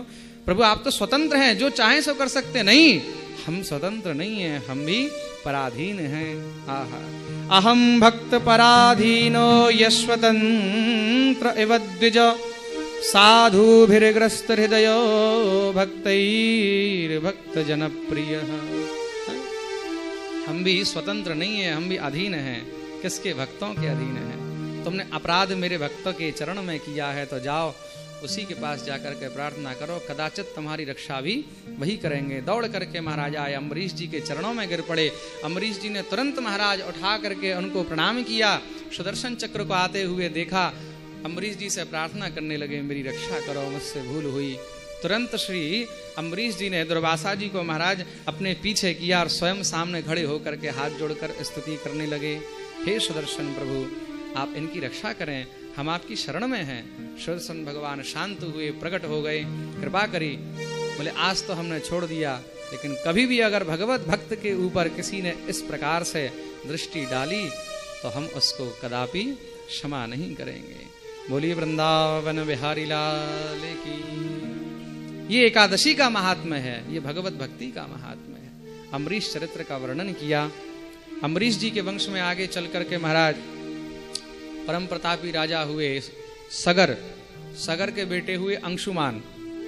अंशुमान और उनके 60,000 भाई वो दूसरी माता के गर्भ से प्रकट हुए। इनकी 2 पत्नी थी, सुमति और केशिनी।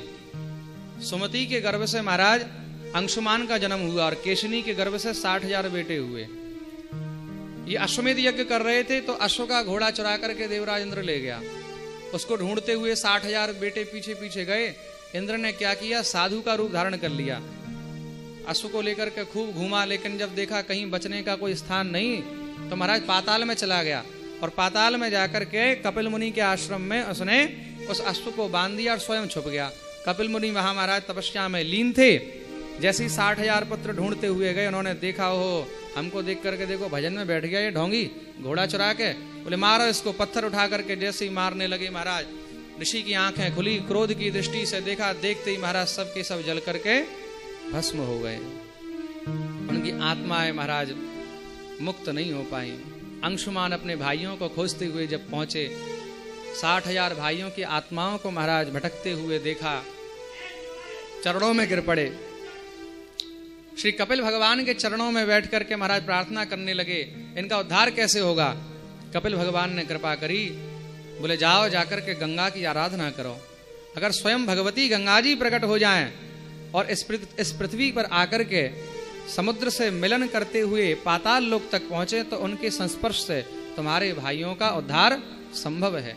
अंशुमान ने तपस्या करी, लेकिन गंगा जी प्रसन्न नहीं हुई। उनके पुत्र हुए दिलीप, दिलीप ने भी तपस्या करी, फिर भी गंगा जी नहीं आई।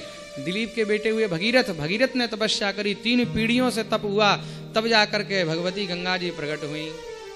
गंगा जी ने कृपा करी, बोले देखो भगीरथ हम आ तो जाएं, लेकिन हमारे बेग को धारण करने वाला तो कोई हो। शंकर जी आ गए, बोले हम धारण करेंगे।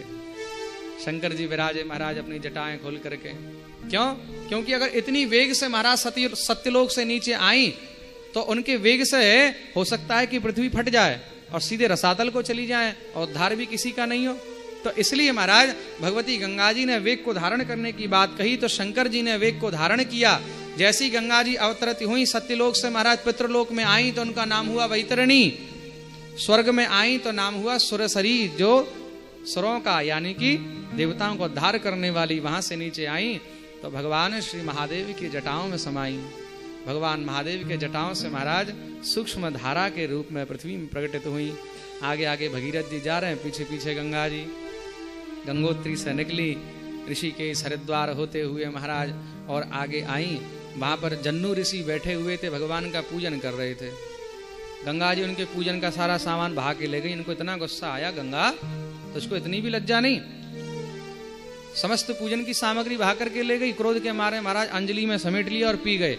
अब तो भगीरथ रोने लगे, बोले महाराज जैसे जैसे 3 पीढ़ियों से महाराज प्रसन्न करके गंगा जी को लाए, बची खुची कसर आपने पूरी कर दी।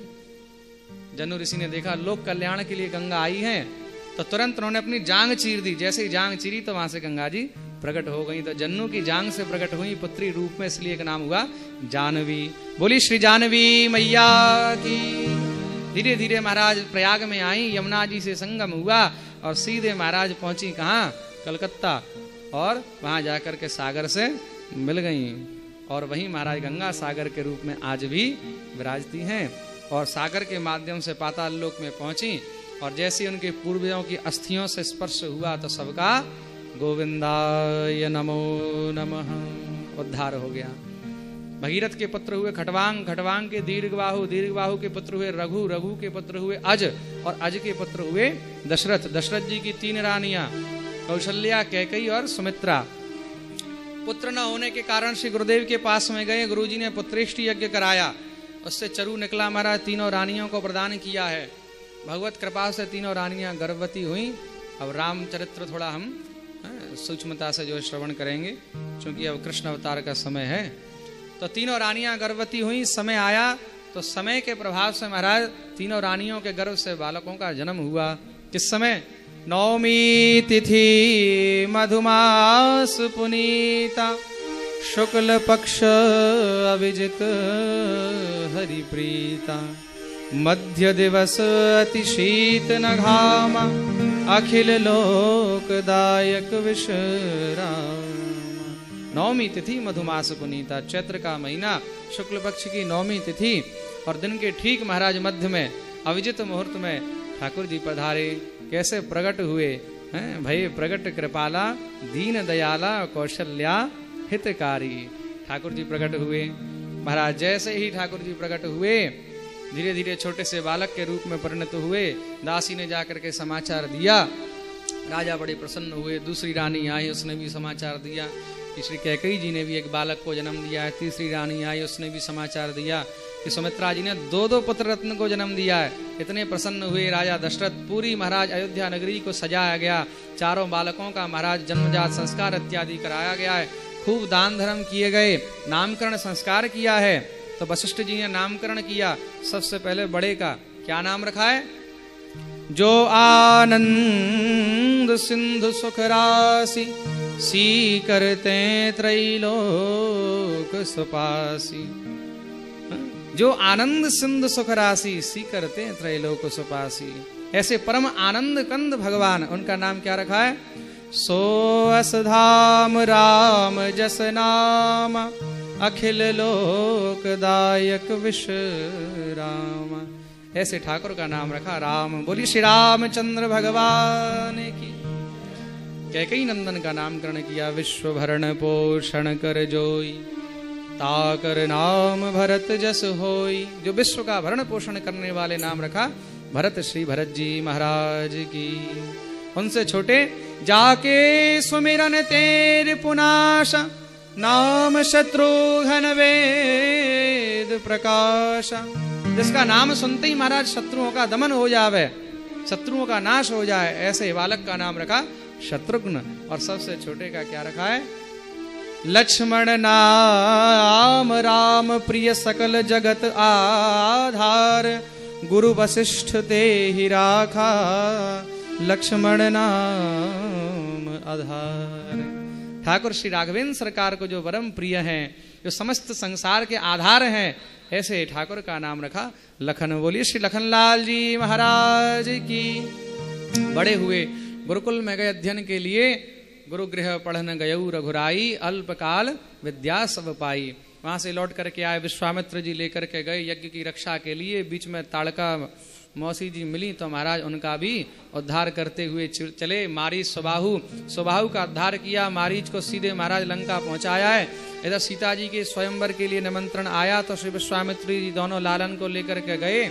वहां महाराज सीता स्वयंवर में बड़े बड़े राजा आए थे, लेकिन कोई भी उस धनुष को उठा भी नहीं पाया। श्री राघवेंद्र सरकार ने देखते ही देखते महाराज उसका भंजन कर दिया। और वहीं भगवती श्री जानकी जी से महाराज श्री राघवेंद्र सरकार का विवाह हुआ। बोलिए श्री सिया रामचंद्र भगवान की। राम कथा तो इतनी विस्तृत है कि उसको महाराज 1 घंटे 2 घंटे में नहीं सुना जा सकता। उसके लिए तो पूरे 9 दिन का समय चाहिए। कभी ठाकुर जी कृपा करेंगे श्याम सुंदर जी तो हम खूब विस्तार से सुनेंगे हैं।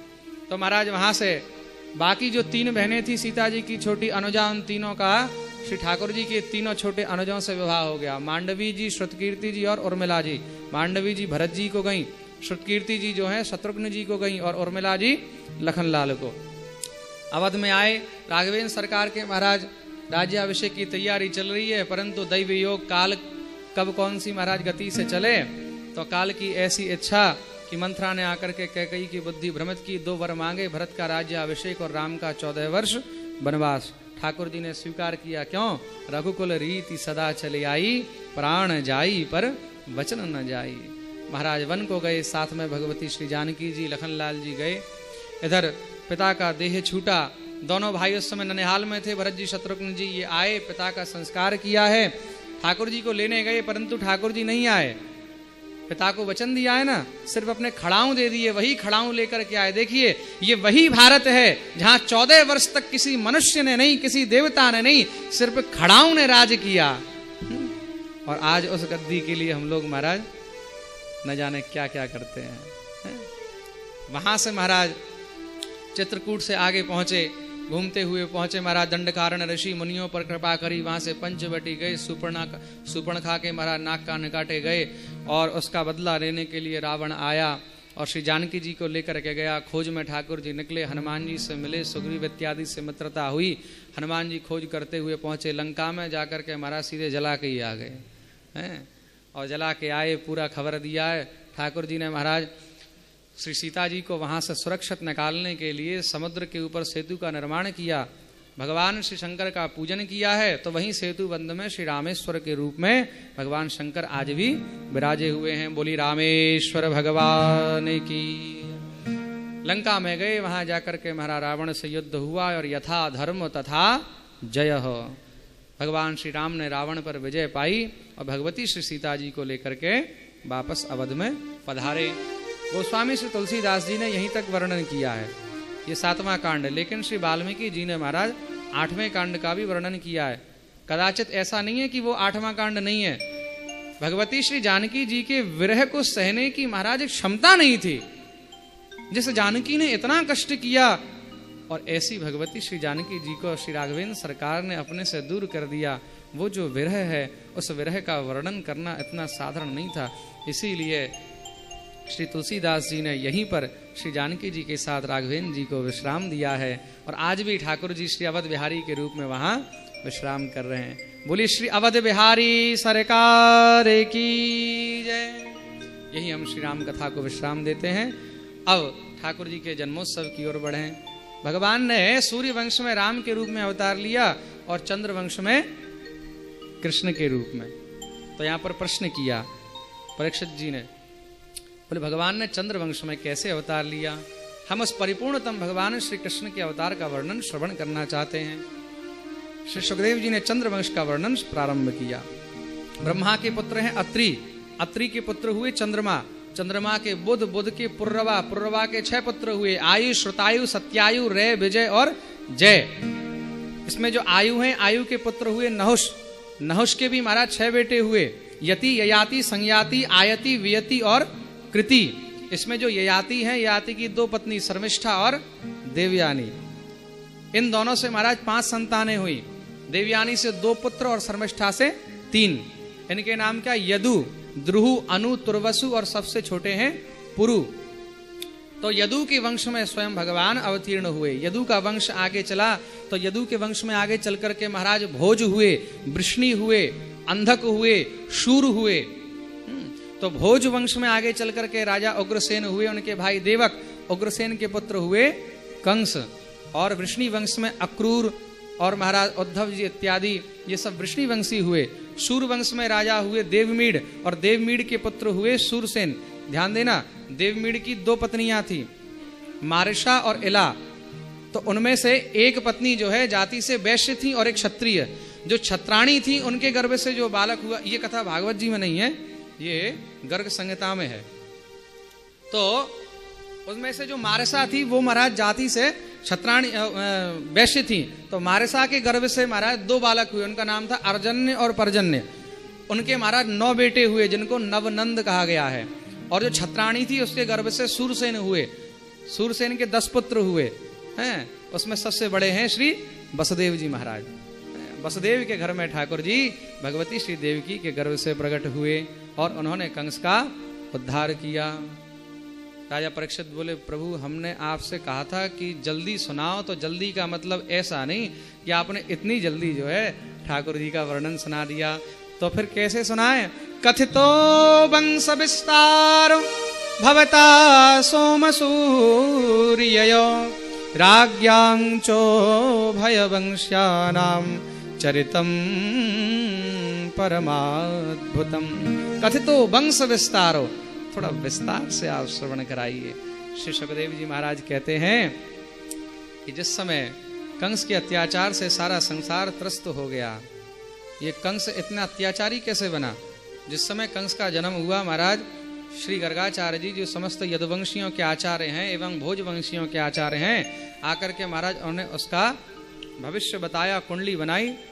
तो महाराज वहां पूछा श्री उग्रसेन जी ने, बोले इसका भविष्य कैसा होगा? बोले ये तो महापापी होगा, बहुत दुराचारी होगा। जैसी सुना तो सुनते ही रोंगटे खड़े हो गए। तो ऐसे बालक को रखने का क्या लाभ? मार दिया जाए? बोले बाल हत्या बहुत बड़ा अपराध है, बच्चे को नहीं मारना चाहिए। तो फिर क्या करें? बोले इसको नदी में बहा दो, अपने आप मर जाएगा या डूब जाएगा। तो कांसे के पिटारे में बंद करके महाराज यमुना जी में छोड़ दिया। अब मथुरा से आगे बढ़ता है बटेश्वर क्षेत्र, जिसको सूर्य प्रदेश कहा गया है। आगरा से और आगे बटेश्वर, उसके आगे महाराज का जो क्षेत्र है, चंबल तरफ का जो एरिया है, ग्वालियर तक, ये पूरा सूर्य प्रदेश में आता है। तो वहां के राजा हैं श्री सूरसेन जी। सूरसेन जी जैसे ही महाराज नदी में श्री यमुना जी में स्नान कर रहे थे, बालक के रोने की आवाज सुनी, देखा कांसे का पिटारा बहता हुआ आ रहा, उठा करके लाए, खोल कर देखा, बड़ा सुंदर बालक लेकर के घर पे आए और उसका नाम रखा कंस। कांसे के पिटारे से मिला इसलिए नाम रखा कंस। अब ये वसुदेव जी के साथ ही खेला, बड़ा हुआ। तो दोनों भाई समझते थे एक दूसरे को। एक बार नारद जी आए, सबने नारद जी को प्रणाम किया इन्होंने भी प्रणाम किया कंस ने। नारद जी ने पूछा ये कौन? तो सूरसेन जी बोले ये हमारा बेटा। नारद जी बोले नहीं, ये तुम्हारा बेटा तो नहीं है। सुन के कंस के महाराज रोंगटे खड़े हो गए, चरणों में गिर पड़े, बोले महाराज फिर मैं किसका बेटा हूँ? जानते हैं नारद जी, झूठ तो बोलते नहीं। अच्छा, नारद जी का काम तो बहुत अच्छा है, जहाँ हमारा शांति हो तो वहाँ कैसे जो है अशांति फैलाई जावे, इस काम में माहिर हैं। क्या जरूरत थी जाकर के टोकने की? महाराज जाकर के टोक दिया, बोले ये तुम्हारा बेटा नहीं है। अब बाप के सामने महाराज कोई कह दे तेरा बेटा नहीं है तो कुछ गड़बड़ तो होगा ही। और ऐसे महापुरुष तो मैं किसका बेटा हूँ? पूछो इससे तुम किसके बेटे हो? बोले हमको तो कांसे के पिटारे में मिले थे, अब हम बताते हैं किसके बेटे हो। तुम मथुरा नरेश श्री उग्रसेन के बेटे हो, उन्होंने तुमको मरने के लिए छोड़ दिया। जैसी सुना महाराज कंस क्रोध से भर गया, गुरुजी आपने हम पे बड़ी कृपा करी, आज से हम आपके चेले और आप हमारे गुरु। आपने तो हमारा मार्ग ही प्रशस्त कर दिया, हमारी आंखें खोल दी। अब बताते हैं हम अपने उग्रसेन पिताजी को। महाराज बलवान तो था ही, उसने आक्रमण कर दिया और उग्रसेन जी को बंदी बना करके कारागार में डाल दिया। इतना ही नहीं, अब तो महाराज दिग्विजय करने के लिए निकला है। गर्ग संहिता में तो ऐसा वर्णन है कि दिग्विजय करते हुए जो उसके सामने आया सबको हराया, जो उससे ताकतवर था उसको अपना मित्र बना लिया और जो उससे कमजोर था उसको अपना दास बना लिया। ये पूतना, घासुर, बकासुर, तृणावर्त इन सबको दास बना लिया। पहुंचा जरासंध के यहाँ। महाराज जानता था जरासंध को हम मार तो नहीं सकते, लेकिन युद्ध के लिए फिर भी घोषणा कर दी। जरासंध बोले हमारा हाथी खड़ा है, इसको पछाड़ के दिखाओ तब माने। हमारा हाथी को पछाड़ दिया। यही था कुबलया पीड़, उसमें 10,000 हाथियों का बल था। जरासंध बोला हाँ ठीक है, ये रिश्तेदारी के योग्य तो है। 2 बेटियां थी, अस्ति और प्राप्ति, दोनों का ब्याह कर दिया। समस्त देवता भगवान के पास में जाकर के स्तुति कर रहे हैं, प्रभु अब तो हम इसके अत्याचार से बहुत त्रस्त हो गए हैं, आप कृपा करके अब हम सबको मुक्ति प्रदान करें। ठाकुर जी बोले चिंता मत करो, बहुत शीघ्र हम वसुदेव के घर में जाकर के अवतार लेंगे। तो फिर प्रभु अब हम क्या करें? बोले जाओ तुम सब जाकर के उसकी तैयारी करो और हमसे पहले ब्रजमंडल में जाकर के जन्म ग्रहण करो, क्योंकि वसुदेव गृहे साक्षात् भगवान पुरुषः परो जनिष्यते तत्प्रियार्थम संभवन्तु सुरस्त्रियः। जाओ जितने भी देवी देवता हैं सब जाकर के ब्रज में जन्म ग्रहण करो। इसलिए महाराज ये जो ब्रजवासी थे ठाकुर जी के साथ, ये कोई साधारण नहीं थे, ये देवी देवता थे। सबने आकर के जन्म लिया, ठाकुर जी के आगमन की तैयारी कर रहे हैं। अब ठाकुर जी कैसे आवे? तो एक बार कंस अपने महल में ही महाराज टहल रहा था, देखा ऊपर झरोखे पे बड़ी सुंदर कन्या अपने केशों को सुखा रही है। मंत्री से पूछा ये कौन है? बोले आपकी छोटी बहन है, काका देवक की कन्या, नाम है देवकी। ओहो देवकी इतनी बड़ी हो गई, तब उसका विवाह करना चाहिए, लेकिन उसके लिए सुयोग्य वर कहाँ मिलेगा? हमारे मित्र वसुदेव से अच्छा वर नहीं हो सकता। वसुदेव से जाकर के महाराज विवाह का प्रस्ताव रखा। बोले मित्रता अगर संबंधता में बदल जाए तो संबंध और भी गहरा हो जाता है। तो महाराज वसुदेव जी ने स्वीकार किया, बड़े धूमधाम से अपनी बहन का विवाह किया है और इतना प्रेम करता है अपनी बहन से कि स्वयं उसको विदा करने के लिए जा रहा है, रथ चलाते हुए, रथ हाँकते हुए चलने लगा। इतने में आकाशवाणी हुई, अस्य स्वाम अष्टमो गर्भो हंतायाम बहसे बुधो। अरे मूर्ख कंस, तू अपनी जिस बहन को इतने प्रेम से विदा करने के लिए ले जा रहा है, इसी का 8वां गर्भ तेरा काल बनेगा। जैसे ही सुना मारा रथ से नीचे कूद गए, खड़ग निकाल लिया और जाके तुरंत देवकी के केश पकड़े और महाराज रथ से खींचते हुए नीचे घसीट लिया। देवकी जोर जोर से रो रही है, भैया छोड़ दो, पर ये छोड़े थोड़ी। खड़ग निकाला है महाराज, जैसे मारने को उद्यत हुए वसुदेव जी ने देखा ये तो पापी मार देगा। तुरंत महाराज वसुदेव जी ने जाकर के हाथ पकड़ा। बोले रुको कंस, ये क्या कर रहे हो? तुम जैसा बलवान एक अबला स्त्री का वध करे और वो भी बहन का है? तुमको भय इससे थोड़ी है, इसके संतानों से।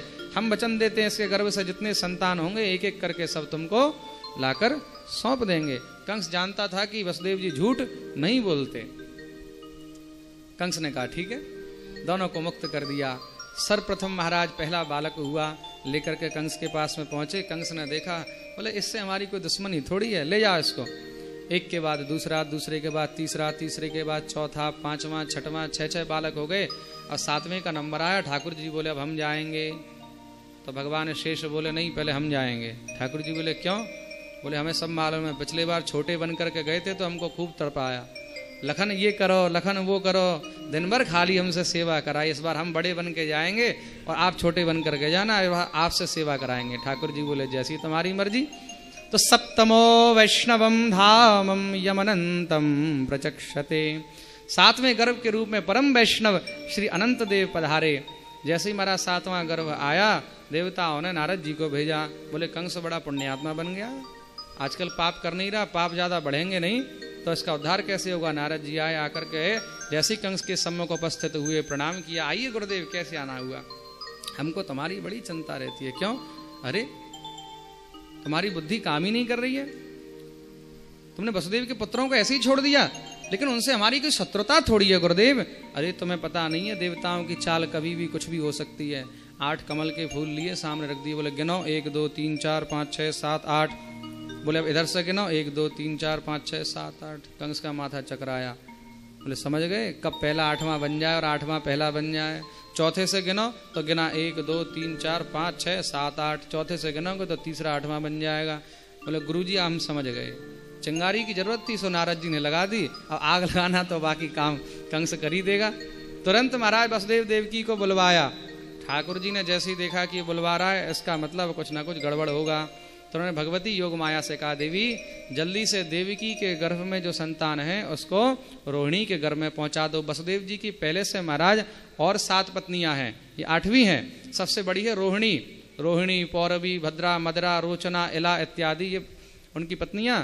तो बड़ी पत्नी के गर्भ में महाराज आकर्षणी विद्या के द्वारा भगवती माया ने गर्भ स्थापित कर दिया, गर्भ स्थापित किया। जैसे ही कंस ने बुलाया, बुला करके महाराज 6 के 6 पुत्रों को एक ही बार में पटक पटक करके मार दिया। हतेषु सठसु बालेषु, ध्यान देना, कारागार में नहीं डाला था अभी तक, और एक एक करके बच्चे नहीं मारे। अब वो टीवी में दिखाते हैं ना, इसलिए कहते हैं महाराज कथा जो है किसी अच्छे वक्ता के मुख से ही सुननी चाहिए। कथा में भी कह देते हैं महाराज, समझ रहे भक्तमाल जी, कथा में कहते हैं, हम तो सुनते हैं बहुत, जो है टीवी पे कह रहे हैं लाइव कथा में, बोले जेल में डाल दिया, पहला बालक हुआ मार दिया, दूसरा बालक हुआ मार दिया। इतनी सी बुद्धि से भी नहीं सोचते किसी पति पत्नी को महाराज जेल में बंद कर दें और वो बच्चा पैदा करेंगे वहां, और एक को मार दो तो दूसरा पैदा करेंगे। कितनी मूर्खता वाली बात है। भागवत जी में स्पष्ट लिखा है हतेषु सठसु। देखो भागवत, मैंने कहा ना, भागवत में कब किस श्लोक में क्या पॉइंट लिखा हुआ है, अगर ढंग से नहीं पढ़ेंगे तो पता नहीं चलेगा। इसीलिए हमारे श्री गुरुदेव कहते हैं विद्यावतम भागवते परीक्षा, तब पता चलती है।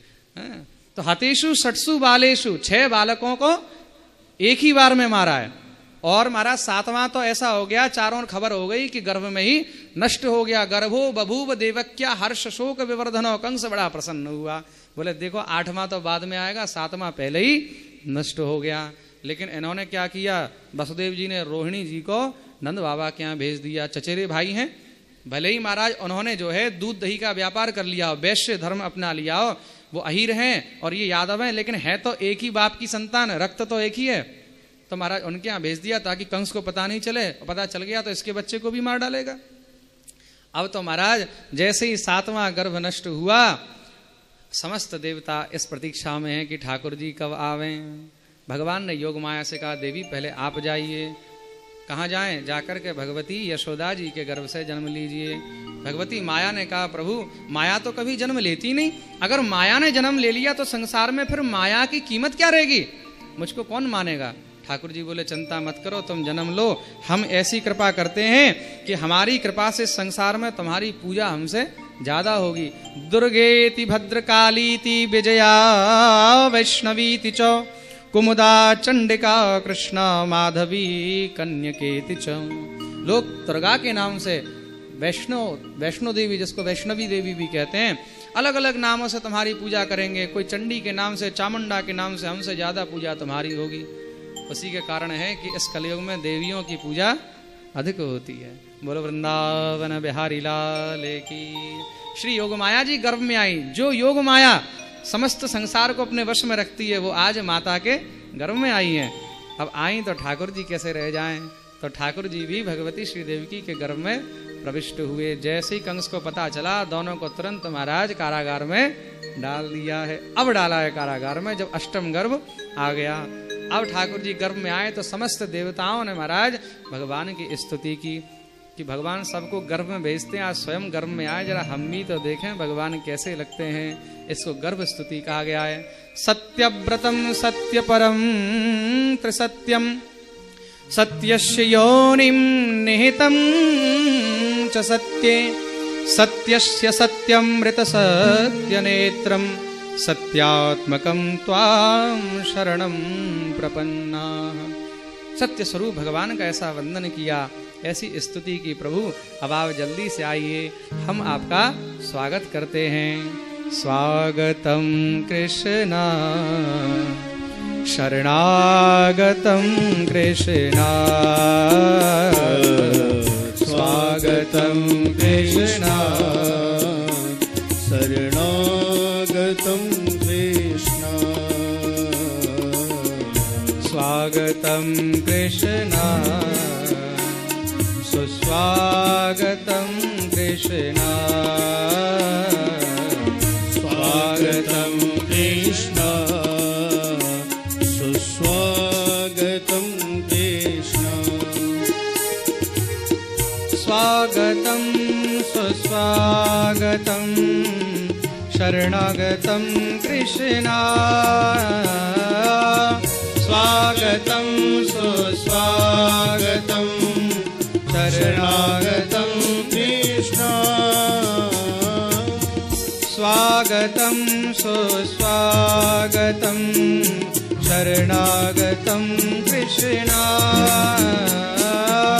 स्वागतम सुस्वागतम शरणागतम कृष्णा स्वागतम कृष्णा सुस्वागतम कृष्णा स्वागतम कृष्णा सुस्वागतम कृष्णा अभी आता ही होगा सलोना मेरा, अभी आता ही होगा सलोना मेरा, हम राह उसी की तका करते हैं, हम राह उसी की तका करते हैं। कविता सविता नहीं जानते हैं हम, जो मुँह में आया सो बका करते हैं। स्वागतम कृष्णा शरणागतम कृष्णा स्वागतम कृष्णा शरणागतम कृष्णा सत्यव्रतं सत्यपरं त्रिसत्यं सत्यस्य योनिं निहितं च सत्ये सत्यस्य सत्यामृत सत्यमेत्रं सत्यात्मकं त्वां शरणं प्रपन्ना। स्वागतं कृष्णा सुस्वागतं कृष्णा स्वागतं कृष्णा शरणागतं कृष्णा एकायनो सौद्विफल स्त्रीमूल चतुरस पंचविध षडात्मा सप्तत्वगष्टो विटपो नवाक्षो दशच्छदी द्विखगो यादिवृक्षो स्वागतं कृष्णा स्वागतं कृष्णा स्वागतं कृष्णा शरणागतं कृष्णा स्वागतं कृष्णा सुस्वागतं कृष्णा सुस्वागतं कृष्णा सुस्वागतं कृष्णा। बोली श्री वृंदावन बिहारी लाल की जय। अथ सर्वगुणोपेतः कालः परमशोभनः यर्हैवाजनजरमर्क्षं शान्तर्क्ष ग्रहकातरम्। ठाकुर जी के आगमन का धीरे धीरे समय आ रहा है, और उस समय का प्रभाव क्या हुआ? भगवान के मानव आगमन की प्रतीक्षा में सारा संसार विराजा हुआ है। सब उत्कंठा में महाराज उल्लसित है। कौन कौन? बबौ वायु सुख स्पर्श पुण्य गंध वह शुचि अग्नयश्च द्विजातीनां शांतास्तत्र समिन्धत। मंद मंद हवा चल रही है, और हवा में ऐसी सुगंधी मानो कि सारा संसार गोविंद के आगमन के लिए महाराज अपनी बाहें बिछाए हुए हैं। देखते देखते समय बीत गया महाराज। वैशाख का महीना निकला, जेठ का निकला, गर्मी धीरे धीरे अब कम हो रही है। अब महाराज आषाढ़ का आ गया, हल्की हल्की फुहारें पड़ने लगी। श्रावण का आ गया, आया कि नहीं? शंकर जी भी महाराज इंतजार कर रहे हैं कि कब आवें और कब हम वृंदावन जावें। श्रावण का भी महीना निकला।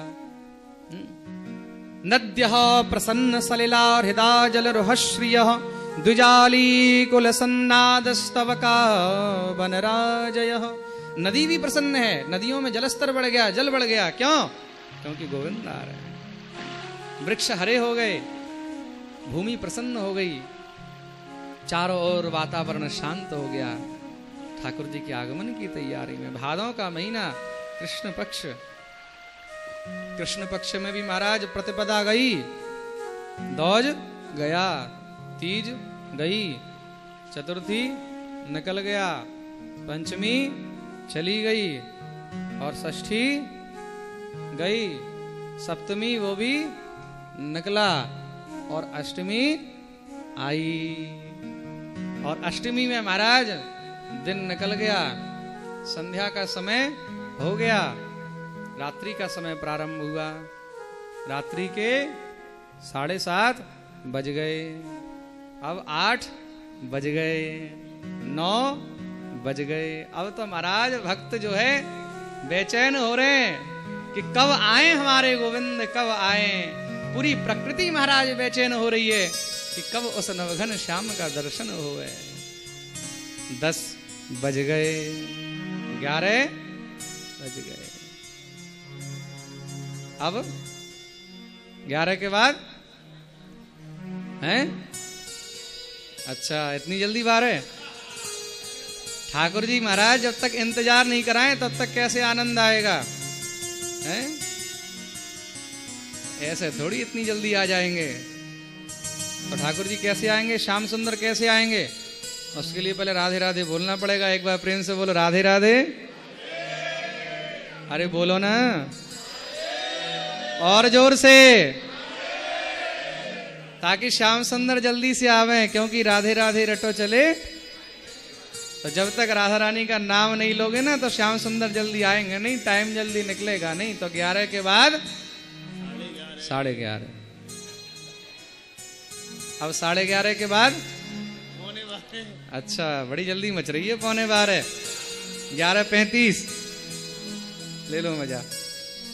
और 11:35 के बाद 40, 40 के बाद 45, उसके बाद 50, 50 के बाद 55 और 55 के बाद अभी तो 56 रह गया।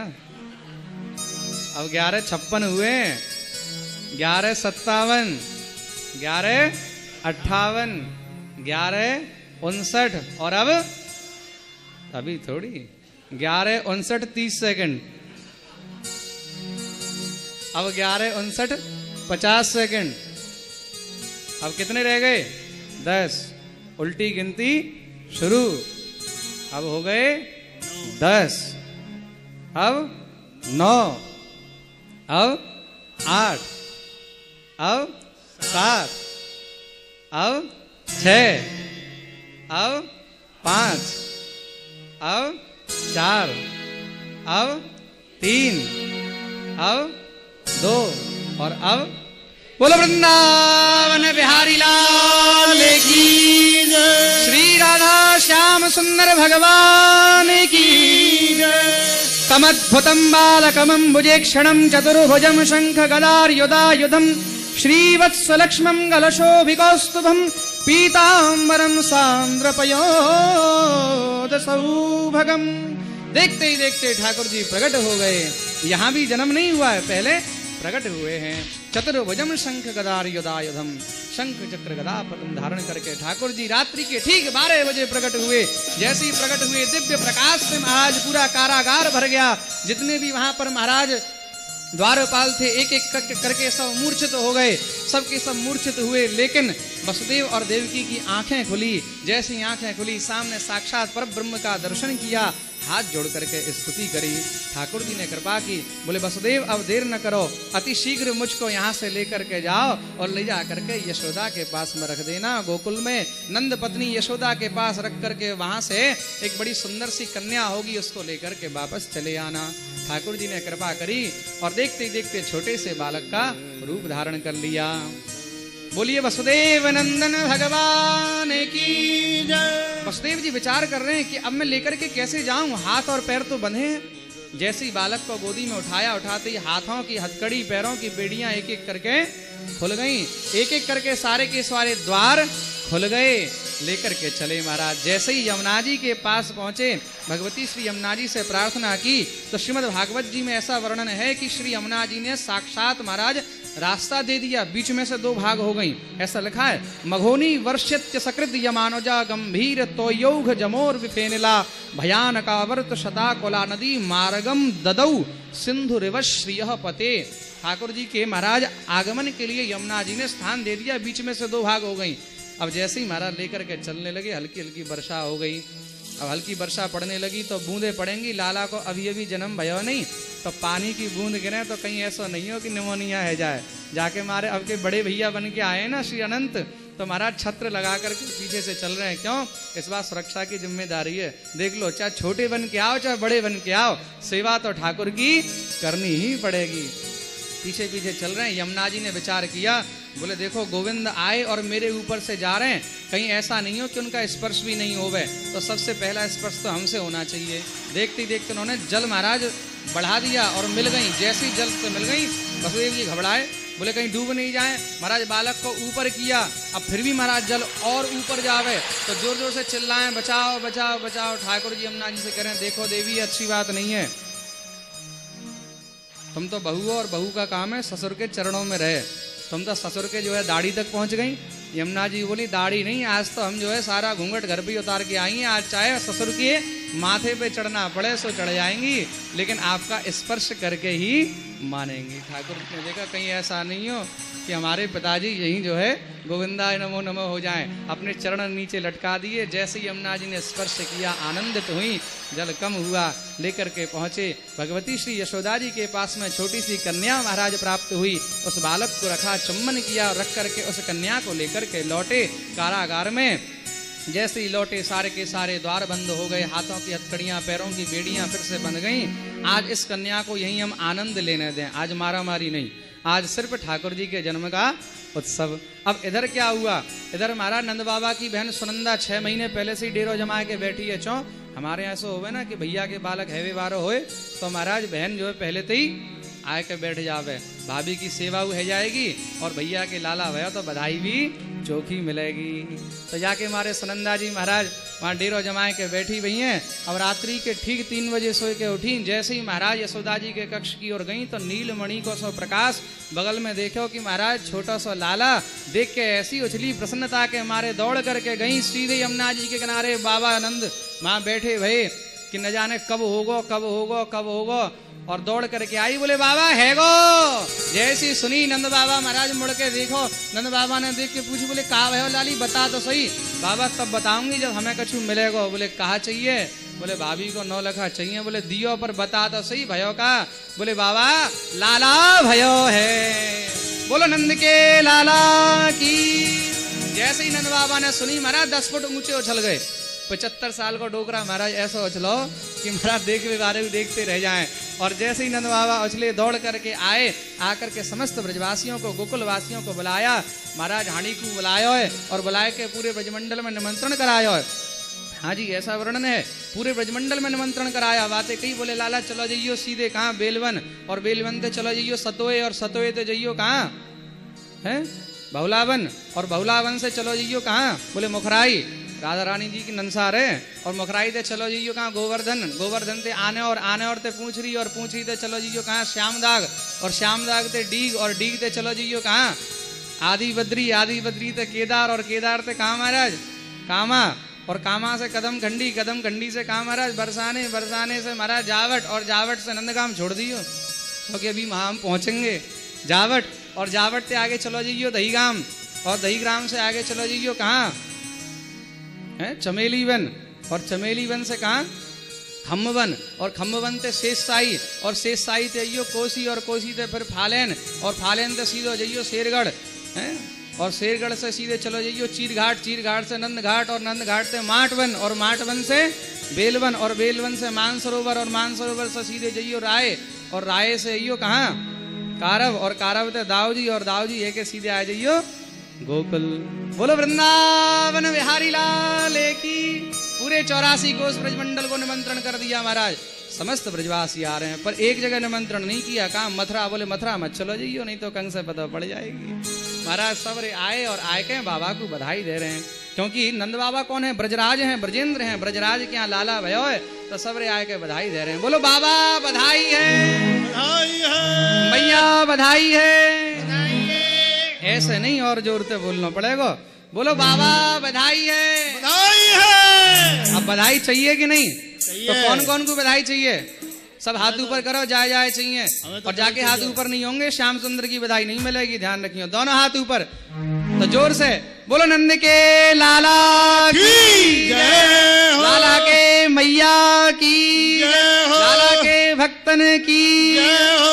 समस्त महाराज ब्रजवासी आए, सबरी गोपी आई और आए के अब महाराज लाला के बधाई को गायन कर रही हैं। आओ हम सब मिलकर के ठाकुर जी की बधाई गावें और ठाकुर जी की बधाई होगी और उसके साथ हम सब मिलकर के बधाई भी लूटेंगे। बोलो नंद के लाला की।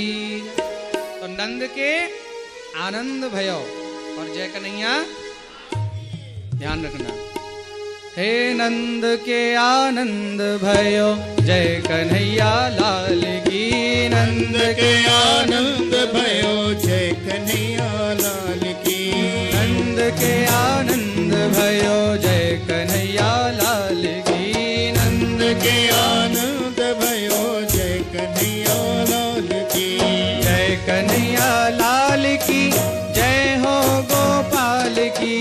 जय कन्हैया लाल की जय हो गोपाल की। जय कन्हैया लाल की जय हो गोपाल की।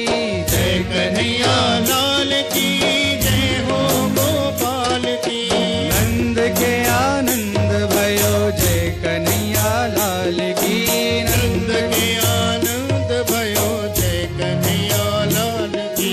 हाथी दिए घोड़ा दिए और दिए पाल की। हाथी दिए घोड़ा दिए और दिए पाल की। हाथी दिए घोड़ा दिए और दिए पाल की। हाथी दिए घोड़ा दिए और दिए ठाकुर जी का पाल पूजन कर की। लेंगे। हे नंद के आनंद भयो जय कन्हैया लाल की।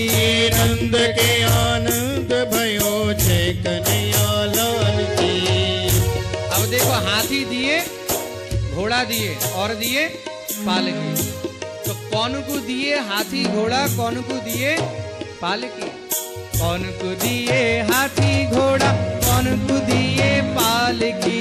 कौन को दिए हाथी घोड़ा कौन को दिए पाल की। हे जवानन को हाथी घोड़ा, बूढ़े को पालकी।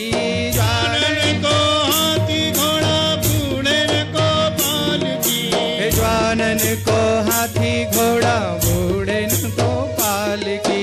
जवानन को हाथी घोड़ा बूढ़े को पाल की। हे नंद के आनंद भयो जय कन्हैया लाल की।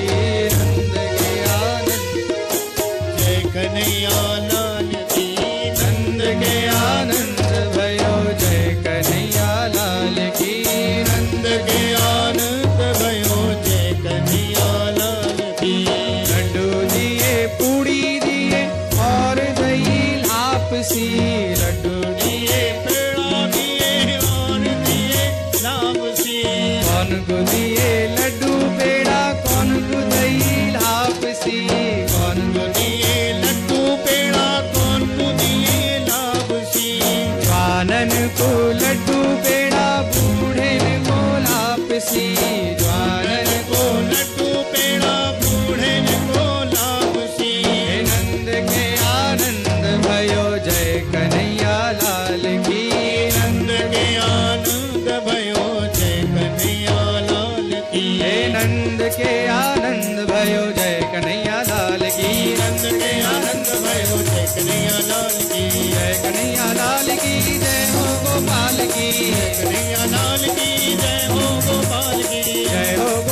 की जय हो दाऊ दयाल की, गोपाल की जय दाऊ दयाल की, नंद के आनंद भयो जय कन्हैया लाल की, नंद के आनंद भयो जय कन्हैया लाल की, हे नंद के आनंद भयो जय कन्हैया लाल की, नंद के आनंद भयो जय कन्हैया लाल की। अरे हे जी रे हे नंद के आनंद भयो जय कन्हैया लाल की, नंद के आनंद भयो जय कन्हैया लाल की, हे नंद के आनंद भयो जय कन्हैया लाल की, नंद के आनंद भयो जय कन्हैया लाल की। हाथी दीने घोड़ा दीने और दीने पाल की, हाथी दीने घोड़ा दीने और दीने पाल की, हे हाथी दीने घोड़ा दीने और दीने पाल की, हाथी दीने घोड़ा दीने और दीने पाल की, जालन को हाथी घोड़ा बूढ़े को पाल की, जालन को हाथी घोड़ा बूढ़न को पाल की, हे नंद के आनंद भयो जय कन्हैया लाल की, नंद के आनंद भयो जय कन्हैया लाल की। अरे हे जी रे हे नंद के आनंद भयो जय कन्हैया लाल की, नंद के आनंद भयो जय कन्हैया लाल की, जय कन्हैया लाल की, जय हो गोपाल की, जय कन्हैया लाल की, जय हो गोपाल की, जय हो गोपाल की, दाऊ दयाल की, लाल की जय दाऊ दयाल की, जय हो गोपाल की, दाऊ दयाल की, कन्हैया लाल की जय दाऊ दयाल की, दाऊ दयाल की, राधा श्याम सुंदर लाल की, लाल की जय श्याम सुंदर लाल की, हे नंद के आनंद भयो जय कन्हैया लाल की, नंद के आनंद भयो जय कन्हैया लाल की, हे नंद के आनंद भयो जय कन्हैया लाल की, नंद के आनंद भयो जय कन्हैया लाल की, हे नंद के आनंद भयो जय कन्हैया लाल की, नंद के आनंद भयो जय कन्हैया लाल की, नंद के आनंद भयो जय कन्हैया लाल की, नंद के आनंद भयो जय कन्हैया लाल की। हे जी रे